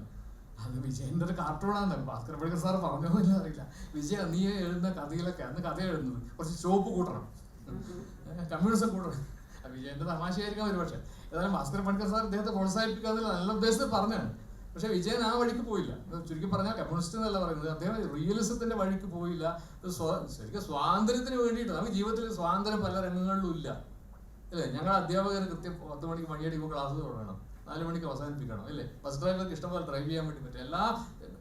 നമുക്ക് നിയന്ത്രണമില്ലാത്തൊരു സ്ഥലം അല്ല, നമുക്ക് സ്വാതന്ത്ര്യം അനുഭവിക്കാവുന്ന ഒരർത്ഥത്തിൽ പറഞ്ഞാൽ മറ്റു നിയന്ത്രണമില്ലാത്ത സ്ഥലമാണ് സാഹിത്യം. അപ്പോൾ അവിടെയും നിയന്ത്രണങ്ങൾ പറഞ്ഞാൽ അപകടമാണ്. അപ്പോൾ റിയലിസത്തെ ധിക്കരിക്കേണ്ട സമയത്ത് റിയലിസം ധിക്കരിക്കേണ്ടി വരും. അതാണ് ക്രിയേറ്റിവിറ്റി. അത് നിരൂപകർ കണ്ടെത്തിയാണ്. ഇപ്പം ഞാൻ വിജയനോട് വിജയൻ മരിച്ചതിന് ശേഷമാണ് ഈ ലേഖനം എഴുതിയത്. അദ്ദേഹത്തിന് ഒരു പക്ഷേ ഇതിനോട് യോജിപ്പുണ്ടാവണമെന്നില്ല, അത് വിഷയം. അപ്പോൾ ഞാൻ പറഞ്ഞു തരുന്നത്, ഒരു കൃതിയുടെ ഈ എഴുത്തുകാരൻ ഉദ്ദേശിക്കുന്ന അർത്ഥം ഒരു കൃതിക്ക് സാധ്യമാകുന്ന ഒരുപാട് അർത്ഥങ്ങളിൽ ഒരർത്ഥം മാത്രമാണ്. അതുകൊണ്ട് ഞാൻ തമാശ പറയലുണ്ട്, നമുക്ക് റോയൽറ്റി തരുന്നത് പറഞ്ഞൂടാ എത്ര ശതമാനം വിചാരിക്കാം, ഞാൻ തൽക്കാലം 15% എന്ന് പറയാം. അത്രേ നമുക്ക് അർഹതയുള്ളൂ. അത്ര നമുക്ക് 100% റോയൽറ്റി ഒന്നും അർഹതയില്ല. കാരണം അതിൻ്റെ ഒരു അർത്ഥാവകാശം ഒരു ബാക്കി വായനക്കാരുണ്ടാക്കുന്നതാണ്. വായനക്കാർ എന്നുള്ള വാക്ക് നമ്മൾ ഉപേക്ഷിക്കാൻ സമയമായി. അതിലൊരു ലിംഗപരമായിട്ടുള്ള പ്രശ്നമുണ്ട്. നമുക്ക് വായനയാൾ എന്ന വാക്ക് ഇപ്പോൾ എഴുത്താൾ എന്നുള്ള വാക്ക് ഏതാണ്ട് എസ്റ്റാബ്ലിഷ്ഡ് ആയി തോന്നുന്നു. എഴുത്തുകാരൻ എന്ന് പറയുമ്പോൾ പുരുഷൻ വരുമല്ലോ, സ്ത്രീയും പുരുഷനും അല്ലാത്ത ജനങ്ങൾക്ക് ജനാധിപത്യ അല്ലേ, ട്രാൻസ്ജെൻഡർമാരെന്ന് പറയുന്ന കൂട്ടർക്കും പിന്നെ അവരും വായനയുടെ ലോകത്തുണ്ട്, എഴുത്തിൻ്റെ ലോകത്തുണ്ട്. അതുകൊണ്ട് നമ്മൾ ഇംഗ്ലീഷ് പറയുമ്പോൾ പ്രശ്നമില്ല, റീഡർ എന്ന് പറയുമ്പോൾ ആരും ആവാം. പക്ഷെ മലയാളത്തിൽ ഈ എഴുത്തുകാരെന്നോ എഴുത്തുകാരിയെന്നോ വായനക്കാരി എന്ന് പറയുമ്പോൾ ഒരു വലിയ വിഭാഗം ഒഴിഞ്ഞു പോകുന്നുണ്ട്. അതുകൊണ്ട് എല്ലാവരും ഓൾ ഇൻക്ലൂസീവ് ആയിട്ടുള്ള ഒരു വാക്കിന് നിലക്ക് നമുക്ക് വായനയാൾ, എഴുത്താൾ എന്നുള്ളത്. ഇപ്പോൾ ഞാൻ MT വാസുദേവന്റെ വായനയെക്കുറിച്ച് ഒരു ചെറിയ പുസ്തകം എഴുതിയിട്ടുണ്ട്. അതിലുടനീളം ഉപയോഗിച്ച വാക്ക് എഴുത്താൾ എന്നാണ്, എഴുത്തുകാരെന്നല്ല. വായനയാളെന്നുള്ള വാക്ക് കുറച്ച് സ്ഥലത്ത് ഉപയോഗിച്ചിട്ടുണ്ട്. അപ്പോൾ പിന്നെ അങ്ങനെയൊക്കെ ആവശ്യമാണ്. അപ്പോൾ ഇങ്ങനെ ഇത് ക്രിയേറ്റീവായിട്ടുള്ള പ്രവർത്തനമാണ്. അതുകൊണ്ട് ക്രിയേറ്റീവായിട്ടുള്ള വായന എന്നുള്ള പ്രവർത്തനം തുടരുന്നിടത്തോളം കാലം സാഹിത്യ നിരൂപണം ഏതെങ്കിലും നിലക്ക് നിലനിൽക്കും. ഇപ്പോൾ സാഹിത്യം നേരത്തെ പറഞ്ഞ പോലെ ഈ നിരൂപകൻ എന്ന് പറഞ്ഞാൽ അധികാരിയാണ്. ഇപ്പോൾ മുണ്ടശ്ശേരി മാഷ കേരളം പറയും. മുണ്ടശ്ശേരി മാഷ പോലെ തന്നെയുള്ള പ്രാധാന്യം മറ്റ് ഹരികുമാറിന്റെ രാജഗോപാലിനും ഉണ്ട്. പക്ഷെ അവർ അധികാരി ചമഞ്ഞു നിൽക്കുന്നു. ഞാനിപ്പോൾ അഴീക്കോട് മാഷത്തിൽ ഇങ്ങനെ അന്തരീക്ഷം വിറകൊള്ളുന്നെല്ലാം പറയില്ല. അതൊക്കെ ഏതോ മഹാരാജാവിന്റെ കാലത്ത് സങ്കല്പം. അങ്ങനെ വിറകൊള്ളേണ്ട കാര്യമൊന്നുമില്ല. അഴീക്കോട് മാഷ് ചെയ്ത അതേ കാര്യങ്ങൾ തന്നെയാണ് ഞങ്ങൾ ചെയ്തുകൊണ്ടിരിക്കുന്നത്. ഞങ്ങൾക്ക് പിന്നെ ശക്തി കുറവാണെന്നുള്ള വിചാരം ഞങ്ങൾക്കില്ല. അത് അന്നത്തെ രാജഭരണത്തിന്റെ ഓർമ്മകൾ അന്നത്തെ ആളുകളിൽ ഉള്ളത് കൊണ്ട് ഇവരൊക്കെ വലിയ ആളുകളാണെന്ന് തോന്നുക. പഴയ ആളുകളൊക്കെ വലിയ ആളുകളാണെന്ന് നമുക്ക് തോന്നും. ഒരു വല്യമ്മാവൻ വളരെ ദുർബലനായി ഒടിഞ്ഞൊരു മനുഷ്യനായിരിക്കും. പക്ഷെ വല്യമ്മാവെന്നെല്ലാം പറയുമ്പോൾ നമുക്ക് തോന്നുന്നു വലിയ ആളാണ്. ചാരി കസേല എന്ന് പറയുമ്പോൾ നമുക്ക് വലിയ എന്താ ആളാണ്. അതിനെക്കുറിച്ച് പഠിക്കുന്നതൊക്കെ തോന്നില്ല. ചാരി കസേലയെ കുറിച്ച് നിരന്തരം എഴുതിക്കൊണ്ട് പഠിക്കുന്ന ആളുകൾക്ക് ചാരി കസേലയെ കുറിച്ച് അറിയാം, അത് ഹിസ്റ്റോറിക്കലായിട്ട് എങ്ങനെ വന്നു അറിയാം. അങ്ങനെ കാണുമ്പോൾ ഈ ബിഗ് ബാൻ തിയറി പൊളിഞ്ഞു പോകും. അതുകൊണ്ട് അങ്ങനെ വിചാരമുണ്ട്. ഇപ്പോൾ പഴയ ആൾക്കാരെ പോലെ ഇങ്ങനെ വിറപ്പിക്കുന്ന നിരൂപകരൊന്നും ഇല്ലല്ലോ. എന്തിനാ വിറപ്പിക്കുന്നത്? നമുക്ക് അങ്ങനെ അധികാരമുണ്ട്. ഒരു കൃതിയുടെ ഭാവിയെക്കുറിച്ച് തീരുമാനം പറയേണ്ടതാണ് ഞാനെന്നുള്ള വിചാരം ഒരു കാലത്തും ശരിയല്ല. ഒന്നിനെക്കുറിച്ച് വാക്ക് അങ്ങനെ വളരെ കണിശമായ ആധികാരി എന്നുള്ള വാക്കുമായിട്ട് ബന്ധപ്പെട്ട വാക്കാം അല്ലേ പറയണ്ട. അങ്ങനെ നിരൂപപ്പെടുന്ന ആ നിലക്ക് കൊച്ചാക്കത്തെ ഏർപ്പാടുണ്ട്. അത് ചെയ്യുന്നത് ഈ ക്രിയേറ്റീവ് റൈറ്റേഴ്സ് അവരെ PRO പണി ഞാൻ പറഞ്ഞല്ലോ നേരത്തെ. ആ പണിയല്ല എഴുത്തുകാരുടെ പണി. ഇപ്പോൾ മരിച്ചുപോയവരെ കുറിച്ച് മാത്രം പറയാന്നുള്ള ഉള്ളൂർ സാഹിത്യത്തിൽ എഴുതിയപ്പോൾ അദ്ദേഹത്തിന്റെ നയം അതായിരുന്നു, മരിച്ചുപോയ എഴുത്തുകാരെ കുറിച്ച് മാത്രം പറയാം. എന്നാൽ പിന്നെ പുതിയ ആളുകളെ ഭയപ്പെടേണ്ട എന്നെ ചേർത്തില്ല എന്നുള്ള പ്രശ്നം ഇല്ലല്ലോ എന്ന്. അത് വേമൻ വിജയമാഷ് ഇടക്കിടക്ക് തമാശക്ക് പറയുന്നൊരു കാര്യം. ഉള്ളൂർ നമ്പർ എഴുതുന്നത് നല്ലത്. അപ്പൊ അതുണ്ടാക്കുന്ന ഒരു പ്രചരണമാണ്. ഈ സാഹിത്യ രൂപം ഒരു സ്ഥലത്തും ശരിക്കും നശിച്ചു പോയിട്ടില്ല. ആളുകൾ സാഹിത്യത്തെ കുറിച്ച് അഭിപ്രായം പറയുന്നത് തന്നെയാണ് സാഹിത്യ നിരൂപണം. അത് ഒരുപക്ഷെ ഫേസ്ബുക്കിലെ ചെറിയ 2 വാക്യത്തിലൂടെ ആയിരിക്കും, അല്ലെങ്കിൽ ഹരികുമാർ പറഞ്ഞ പോലെ നീണ്ട പ്രബന്ധങ്ങളിലൂടെ ആയിരിക്കും, പ്രസംഗങ്ങളിലൂടെ ആയിരിക്കും. ഓക്കെ, അപ്പോൾ ഇത് അവസാനിക്കില്ല. കാരണം മനുഷ്യന്റെ വായന എന്നുള്ള പ്രക്രിയ അവസാനിക്കത്തോളം കാലം ഇത് അവസാനിക്കില്ല. പിന്നെ വേറെ ഒരു പ്രധാനപ്പെട്ട ഭാഷയുടെ ഒരു പ്രശ്നം എന്ന് പറഞ്ഞാൽ അത് പിന്നെ വളരെ ശ്രദ്ധിക്കേണ്ട ഒരു കാര്യമാണ്. പിന്നെ തന്നതില്ല പരൻ ഉള്ളുകാട്ടുക എന്നുള്ള പ്രശ്നമുണ്ടല്ലോ, അതാണ് വിഷയം. അത് ഇംഗ്ലീഷ് പറയുമ്പോൾ എളുപ്പത്തിൽ വരും. ഇന്റന്റ് എക്സ്പ്രഷൻ, എൻ്റെ ലക്ഷ്യം, എൻ്റെ ആവിഷ്കാരം, എഴുത്താളിൻ്റെ ആ സംഘർഷം നിത്യമായ സംഘർഷം അത് എക്കാലത്തുണ്ടാവും. ഒരാൾ എഴുതാൻ ഉദ്ദേശിച്ച് ഒരു അർത്ഥം ഉദ്ദേശിച്ചിട്ട് എഴുതുക, ആ അർത്ഥവും നമ്മുടെ വായനയും തമ്മിലുള്ള സംഘർഷം അത് ക്രിയേറ്റീവായ സംഘർഷം. അപ്പോൾ വളരെ നിസ്സാരം എന്ന് ഒരാൾ വിചാരിക്കുന്നത് പിന്നെ ഒരുപക്ഷെ അങ്ങനെ ആയിരിക്കില്ല. ഇപ്പോൾ ചെമ്മീൻ മറ്റൊരു സന്ദർഭത്തിൽ ഉണ്ടായിരുന്നത് അതിൻ്റെ ആദ്യത്തെ വാക്യം ഏതാണ്ട് എൻ്റെ ഓർമ്മയെന്ന് പറയും, എൻ്റെ അച്ഛൻ വള്ളവും വലയും മേനിക്കാനെ കൊണ്ട് പോകുന്നുണ്ടല്ലോ, അങ്ങനെ my father is going to buy വള്ളം ആൻഡ് വല എന്നാണ് പൈ. അതായത് പരീക്കുട്ടിയോട് തുറത്തം പറയുന്നത് ഇങ്ങനെ, എൻ്റെ അച്ഛൻ വള്ളവും വലയും വാങ്ങിക്കാൻ വേണ്ടി പോവുകയാണല്ലോ. അപ്പൊ ചെമ്മീൻ കാമത്തിന്റെ പുസ്തകമാണ്, കടലിന്റെ പുസ്തകമാണ് എന്നൊക്കെ പറഞ്ഞ് അതിൽ ഇക്കണോമിക്സ് ആള് വിട്ടു. ചെമ്മീനിൽ നല്ല ഇക്കണോമിക്സ് ഉണ്ട്. അത് കമ്മ്യൂണിസ്റ്റുകാർ പറയുമ്പോൾ നിങ്ങൾ പുസ്തകത്തെ ചെറുതാക്കുന്നു ഈ റിഡക്ഷനിസം എന്ന് പറയും. അല്ല, എല്ലാ കൃതിയിലും സാമ്പത്തിക കയറ്റിലെ കാര്യമുണ്ടോ? അപ്പൊ അത് തിരിച്ചറിയാൻ പറ്റാതെ നമ്മൾ മണ്ടന്മാരെന്ന് വിളിച്ചാൽ മതി. അത് റിഡക്ഷൻ അല്ല, അത് പ്രധാനപ്പെട്ട ഇവരുടെ പ്രണയത്തിന്റെ അടിസ്ഥാന ഇതും കൂടിയുണ്ട്. പരീക്കുട്ടി പണക്കാരനാണ് എന്നുള്ളത് ഇവരുടെ പ്രണയത്തിന്റെ അടിസ്ഥാനം അങ്ങനെ വിചാരിക്കുന്ന തകഴി ആഗ്രഹിക്കുന്നുണ്ട്. അതുകൊണ്ടാണ് അത് ഈ പുസ്തകം ഈ നോവൽ ഇങ്ങനെ ഓപ്പൺ ചെയ്യുന്നത്. ഈ ഉടനീളം ഇദ്ദേഹത്തിന്റെ ഈ ചെമ്പൻകുഞ്ഞ് തന്നെ പണത്തിന്റെ ഒരാൾ, അവസാനം അയാൾ വലിയ പണക്കാരനായി, പിന്നെ ഭ്രാന്തനായി ഈ പണം വാരി വേറി നടക്കുന്ന രംഗം സിനിമയിൽ നന്നായി ചിത്രീകരിച്ചിട്ടുണ്ട്. അത്ര ഭംഗിയോടെ അല്ലെങ്കിലും നോവലിലും അത് വരുന്നുണ്ട്. അപ്പോൾ അങ്ങനെ ഒരു വിഷയം വാസ്തവത്തിലുണ്ട്. കാരണം ഇപ്പൊ ഈ തോണി വാങ്ങാൻ പണം കൊടുത്ത പരീക്കുട്ടിക്ക് മീൻ കൊടുക്കുന്നില്ല. അപ്പോൾ ഈ സാമ്പത്തിക ശാസ്ത്രപരമായിട്ടുള്ള ഒരുപാട് കാര്യമുണ്ട്. ഇത് കോട്ടയത്തെ ഒരു മീറ്റിങ്ങിൽ പറഞ്ഞു ഈ തകഴി ഈ NBS വേണ്ടിയിട്ടാണ് ഈ നോവൽ എഴുതുന്നത്. 10,000 കോപ്പി അടിച്ചു. അന്ന് കേരള ജനസംഖ്യ നോക്കിയ 10,000 ഒക്കെ സാധാരണ ആരും അടിക്കില്ല. ആ പൈസ കൊണ്ടാണ് ഞങ്ങളൊക്കെ തകഴി മരിച്ചതിന് ശേഷം തകഴിയുടെ വീട്ടിൽ ഒരു മീറ്റിങ്ങിന് പോയിരുന്നു. അപ്പൊ കാത്ത ചേച്ചി ഉണ്ട്. അപ്പൊ ഞങ്ങളെയൊന്നും അറിയില്ല. പിന്നെ KP രാമനുണ്ണിയും നമ്മുടെ PK രാജശേഖരൻ ഞാനുമാണ് മീറ്റിംഗ് പ്രസംഗിക്കാൻ വേണ്ടി പോയത്. അപ്പൊ കാത്ത ചേച്ചി ഞങ്ങൾ എഴുത്തുകാരാന്ന് അറിയാം. ഇത് ചെമ്മീനിനെ കൊണ്ട് കിട്ടിയ വീടാണെന്ന്. ആ വീട് അവർക്കറിയാം ഇതിന്റെ ഇക്കണോമിക്സ്. പക്ഷെ നമ്മളെ ആളുകൾക്ക് അറിഞ്ഞു ചെമ്മീൻ പ്രണയമാണ്, ചെമ്മീൻ പ്രണയമാണ്, ചെമ്മീൻ കാമമാണ്, ചെമ്മീൻ കടലിന്റെ കഥയാണ്, സംശയമില്ല. പക്ഷെ ചെമ്മീൻ പണത്തിന്റെ കൂടി. അപ്പൊ നമ്മൾ എഴുത്തുകാരുടെ ഉദ്ദേശമൊന്നുമില്ലതല്ല. പക്ഷെ അത് ഇന്റന്റീവ് എക്സ്പ്രഷൻ, നമ്മുടെ ലക്ഷ്യവും നമ്മുടെ ആവിഷ്കാരവും നമ്മുടെ സംഘർഷം എപ്പോഴും ഉണ്ട്. അത് വളരെ സർഗാത്മകമായിട്ട് സംഘർഷമാണ്. അവിടെ വായനക്കാർ ഇടപെടാനുള്ള സർക്കാർ ഉത്തരവ് ഇത് പാടില്ല. സർക്കാർ ഉത്തരവിന് ഒറ്റ അർത്ഥേ പാടുള്ളൂ. അതാ ഏകാധിപത്യത്തെ പറഞ്ഞത്. സർക്കാർ അതൊക്കെ പറയാം. ഒരു സർക്കാർ ഉത്തരവ് ഇംഗ്ലീഷിലാണ് ഈ there in here in എന്നെല്ലാം പറഞ്ഞിട്ട് സർക്കാർ ഉത്തരവൊക്കെയല്ലേ പറയാ. നമുക്ക് വായിച്ചാൽ മനസ്സിലാവാൻ പാടില്ല. കുറെ കോമ നേരിട്ട് പറഞ്ഞാൽ മതി. മുതലാളിത്തന്നെ ഒരു കൂടെ എന്താ പറയുക, നേരിട്ട് മനസ്സിലാവും. അവർ ചൂഷണം നമുക്ക് ഏതാണ്ട് പഠിത്തം മനസ്സിലാവും. സർക്കാരിന് ചൂഷണം അങ്ങനെ മനസ്സിലാവില്ല. ഈ ബ്രിട്ടീഷുകാരുണ്ടാക്കിയ രീതിയാണത്. there in here in കുറെ കോമ എന്നാ മനസ്സിലാവില്ല. അപ്പോ ഒരു ഓർഡർ കിട്ടി. സന്ധ്യക്കാണ് അതിന്റെ ഫോട്ടോ കോപ്പി കിട്ടിയത്. അപ്പോ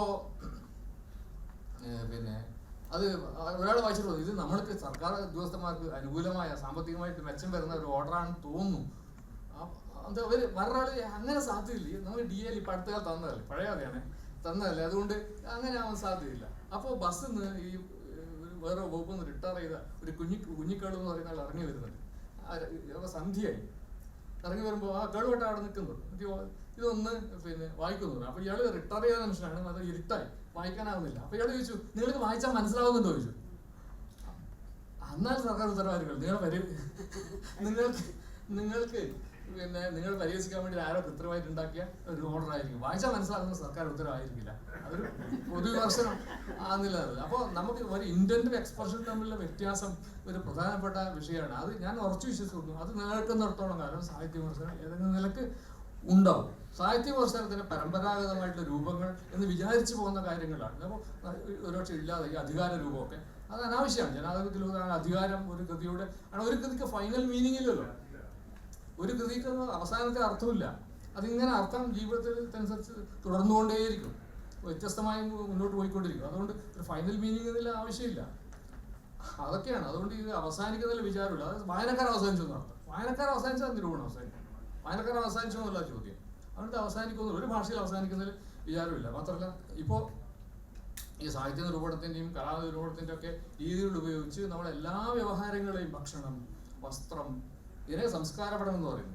നമ്മളെല്ലാ കാര്യങ്ങളെ കുറിച്ചും പറയുന്നു. ഇപ്പോൾ ചിത്രത്തെക്കുറിച്ച് രൂപ പറഞ്ഞല്ലോ. ഇപ്പോൾ ചിത്രനിരൂപണം കേരളത്തിൽ ശക്തിപ്പെടുത്തുന്നു. ഒരുപാട് പുതിയ ഇപ്പോൾ ചിത്രവാർത്ത എന്ന് പറയുന്ന നമ്മുടെ ലളിതകലാ അക്കാദമിയുടെ ജേണലുണ്ട്. വളരെ മനോഹരം, ഇന്റർനാഷണൽ സ്റ്റാൻഡേർഡിൽ ഇറങ്ങുന്ന പുസ്തകം. അതൊക്കെ വരുന്ന പഠനങ്ങൾ ഇപ്പോൾ ആചാര്യ സാറ് വേണ്ടിയിട്ട് അത് ഗോർണിക്ക നേരിട്ട് കണ്ടാണ്. ഗോർണിക്ക അവിടെ അപ്പൊ അദ്ദേഹം ഒക്കെ എഴുതിയ ഒരു പ്രത്യേക ലക്കം ഇടതുശാസ്ത്രത്തിൽ ലൈബ്രറി കൗൺസിലിന്റെ ഒരു മാസിക പ്രസിദ്ധീകരിക്കുകയുണ്ടായി. ഗോർണിക്കയെ കുറിച്ച് മാത്രം. ആദ്യമായിട്ടാണ് മലയാളത്തിൽ ഗോർണിക്കയെ കുറിച്ച് മാത്രമായിട്ട് ലക്കം വരുന്നത്. ലൈബ്രറിക്കാരാണ് ചെയ്തത്. അപ്പൊ പുസ്തകങ്ങൾ മാത്രമുള്ള ഒരു പുസ്തകത്തെ മാത്രം ശ്രദ്ധിക്കുന്ന പ്രസ്ഥാനം ഒരു ചിത്രത്തെ കുറിച്ച് ഒരു അപ്പൊ അത് ചിത്ര നിരൂപണം ശക്തിപ്പെടും. ഡാൻസിനെ കുറിച്ചുള്ള നിരൂപണം, ഒരുപാട് ആൾക്കാർ പേര് മനസ്സിൽ വരുന്നുണ്ട്. സംഗീതത്തെക്കുറിച്ചുള്ള നിരൂപണം, സ്പോർട്സിന്റെ നിരൂപണം, സിനിമാ പാട്ടിന്റെ നിരൂപണം ഒക്കെ വർദ്ധിച്ച് വരുന്ന കാലത്ത് സാഹിത്യ നിരൂപണം മാത്രം ഇല്ലാതെ പോകുമെന്ന് പറയുന്നത് ഈ നേരത്തെ പറഞ്ഞ എൻ്റെ പേര് ഇവൻ പറഞ്ഞില്ലല്ലോ എന്നൊരു സങ്കടം കൊണ്ട് മാത്രമാണ്. അതുകൊണ്ട് ഇത് അവസാനിക്കുന്നതിൽ വിചാരം ഇല്ല. മലയാള സാഹിത്യ നിരൂപണം ശക്തിയോടെ നിലനിൽക്കുമെന്ന് തന്നെയാണ് രാജഗോപാൽ സാർ പറയുന്നത്. നമുക്കറിയാം, നമ്മുടെ സന്ദേഹമാണ് വായന മരിക്കുന്നു എന്നൊക്കെ ഉറവിടി കേൾക്കുമ്പോൾ നമ്മൾ ചിന്തിച്ചു പോകുന്നതാണ്. ഇന്ന് എഴുത്തുകാർക്ക് ഈ പുതിയ കാലത്ത് ഒരു എഡിറ്ററുടെയോ പ്രസാധകൻ്റെയോ സൗകര്യമില്ലാതെ സ്വന്തം രചനകൾ പൊതുജനങ്ങളുടെ ഇടയിൽ എത്തിക്കാനുള്ള സാഹചര്യമുണ്ട്. സോഷ്യൽ മീഡിയ വളരെയേറെ സാഹിത്യരംഗത്ത് സ്വാധീനം ചെലുത്തുന്നുണ്ട് എന്ന് തന്നെയാണ് നമ്മൾ കരുതുന്നത്. സാഹിത്യരംഗത്ത് അങ്ങനെ കടന്നു വരുന്ന ആളുകളുടെ കൃതികൾ വളരെയധികം വിൽക്കപ്പെടുന്നുമുണ്ട്. ഒരു നിരൂപകർക്ക്, മലയാള സാഹിത്യത്തിലെ സമകാലിക നിരൂപകർക്ക് ഈ സോഷ്യൽ മീഡിയ എഴുത്തിനെ വിലയിരുത്തിക്കൊണ്ട് എങ്ങനെയാണ് അതിൻ്റെ അവർക്കൊരു ദിശാബോധം നൽകാൻ നിരൂപകർക്ക് കഴിയും. സാഹിത്യ വിമർശനം എന്ന് പറയുന്നത് ദിശാബോധം കൊടുക്കുക എന്നുള്ള ഒരു ജോലി ഏറ്റെടുക്കാൻ ബുദ്ധിമുട്ടായിരിക്കും. അത് ഒരു വ്യക്തിയുടെ സാഹിത്യ ആസ്വാദനക്ഷമതയുടെ ഒരു കാര്യമാണ്. ഇപ്പം ഇതിൽ പിന്നെ രാജശേഖരൻ സാർ, രാജഗോപാലൻ സാർ പറഞ്ഞത് ഒരു കാര്യം പ്രധാനപ്പെട്ടതാണ്. കാരണം സാഹിത്യ വിമർശനം മരിക്കുകയില്ല എന്ന് പറയുമ്പോൾ അവിടെ വേറൊരു കാര്യമുണ്ട്. നമ്മളുടെ ഇന്ന് ഉത്തരാധുനിക വിമർശനം, അതായത് കഴിഞ്ഞ ഒരു 25 കൊല്ലമായിട്ട് മലയാള സാഹിത്യത്തിൽ കുറച്ച് ആധിപത്യം പുലർത്തി ഒരു പ്രത്യേകിച്ച് കോളേജിൽ പഠിപ്പിക്കുന്ന അധ്യാപകരാണ് കൂടുതലും ആ ഉത്തരാധുനിക വിമർശനത്തിലേക്ക് ആകർഷകരായത്. ഈ ഉത്തരാധുനിക വിമർശനത്തിൻ്റെ ഒരു വലിയ ന്യൂനത എന്ന് പറയുന്നത് ഈ സാഹിത്യത്തെ അവർ സംസ്കാരവും ചരിത്രവും പഠിക്കാനുള്ള ഉപകരണമാക്കി മാറ്റുകയാണ്. അപ്പം ഇത് സംബന്ധിച്ച് യൂറോപ്യൻ യൂണിവേഴ്സിറ്റികളിലും അമേരിക്കൻ യൂണിവേഴ്സിറ്റികളിലും അധ്യാപകർ തന്നെ എഴുതിയ പ്രബന്ധങ്ങൾ അവരിതിനെതിരായിട്ടിപ്പം ഒരു അഭിപ്രായം രൂപീകരിക്കപ്പെടുകയാണ്. അതായത് സാഹിത്യത്തിൻ്റെ സൗന്ദര്യം എന്ന് പറയുന്നത് അതിൻ്റെ സഹൃദയത്വം, ഏറ്റവും പ്രധാനപ്പെട്ട കാര്യം എന്ന് പറയുന്നത് സഹൃദയത്വമാണ്. അതിൻ്റെ സൗന്ദര്യത്തെ ആസ്വദിക്കുന്നതിനുള്ള കഴിവ് അത് നഷ്ടപ്പെടുത്തി കളയുകയാണ് ചെയ്യുന്നത്. അതില്ലാത്ത ആളുകൾ, സൗന്ദര്യബോധത്തിൻ്റെ പ്രാഥമികമായ ആസ്വാദനക്ഷമത ഇല്ലാത്ത ആളുകൾ സംസ്കാരത്തിൻ്റെ പേര് പറഞ്ഞ് ലേഖനങ്ങൾ എഴുതുകയാണ് സാഹിത്യത്തെക്കുറിച്ച്. അത് വളരെ അബദ്ധമാണ്. ഞാൻ ഖസാക്കിൻ്റെ ഇതിഹാസത്തെക്കുറിച്ച് ഞാൻ പറയാം, എളുപ്പം മനസ്സിലാവും. ഖസാക്കിൻ്റെ ഇതിഹാസത്തെക്കുറിച്ച് ഒരു ലേഖനം എഴുതുമ്പോൾ അവിടെ തങ്ങൾ കുതിരപ്പടയോട്ടവും ഷെയ്ഖ് തങ്ങൾമാരുടെ പടയോട്ടവും ചരിത്രവും പള്ളികളും മുസ്ലിം പള്ളികളും മീനാരങ്ങളെയും കുറിച്ചുമെല്ലാം ഗവേഷണം നടത്തി, മുസ്ലിം സ്ത്രീകളുടെ വേഷവിധാനത്തെക്കുറിച്ചും അവരുടെ ഒത്തുകളികളെക്കുറിച്ചുമെല്ലാം ഗവേഷണം നടത്തി വലിയ പ്രബന്ധം എഴുതുകയാണെങ്കിൽ അത് സാഹിത്യ വിമർശനമല്ലത്. സാഹിത്യ വിമർശനത്തിൻ്റെ അടിസ്ഥാനപരമായ ഏറ്റവും ബേസിക്കായ കാര്യം എന്ന് പറഞ്ഞാൽ ആസ്വാദനക്ഷമത, അതിൻ്റെ സഹൃദയത്വമാണ്. ഇപ്പോൾ ആശാൻ എഴുതിയ ഈ ഒരു ബാലകവിത വായിക്കുമ്പോൾ അതിൻ്റെ സഹൃദയത്വത്തെ അറിഞ്ഞവന് മാത്രമേ അത് എഴുതാൻ പറ്റുള്ളൂ, അതിനെക്കുറിച്ച് എഴുതാൻ പറ്റുള്ളൂ. അല്ലാത്തവർക്ക് എഴുതാൻ എങ്ങനെയാണ്? സംസ്കാരവും മറ്റു കാര്യങ്ങളൊക്കെ വ്യാഖ്യാനിച്ച് അനാവശ്യമായ ഗവേഷണം എല്ലാം നടത്തി ഇതെല്ലാം കൂടെ വാരി വലിച്ചുകൊണ്ട് വന്ന് അങ്ങനെയാണ് ഇപ്പോൾ ലേഖനങ്ങളെല്ലാം പറയുന്നത്. 25 പേരൊക്കെയാണ് ഒരു കവിതയെക്കുറിച്ച് ഈ ദീർഘിച്ച് എഴുതുന്നത് കൊള്ളാം. പക്ഷെ ഇതിൽ ഞാൻ പരിശോധിച്ച് നോക്കുമ്പോൾ എനിക്ക് കാണാൻ കഴിയുന്ന ഒരു സഹൃദയത്വമില്ല. ഒരു കലാസൃഷ്ടി ആസ്വദിക്കുന്നതിനുള്ള സഹൃദയത്വമാണ്. അപ്പം അതുപോലെയുള്ള വിമർശകർ ഇന്ന് വന്ന് ധാരാളമായ കാലുഷ്യം സൃഷ്ടിച്ചിട്ടുണ്ട്. അത് കുറേ പേരെ വായനയിൽ നിന്ന് അകറ്റിയിട്ടുണ്ട്.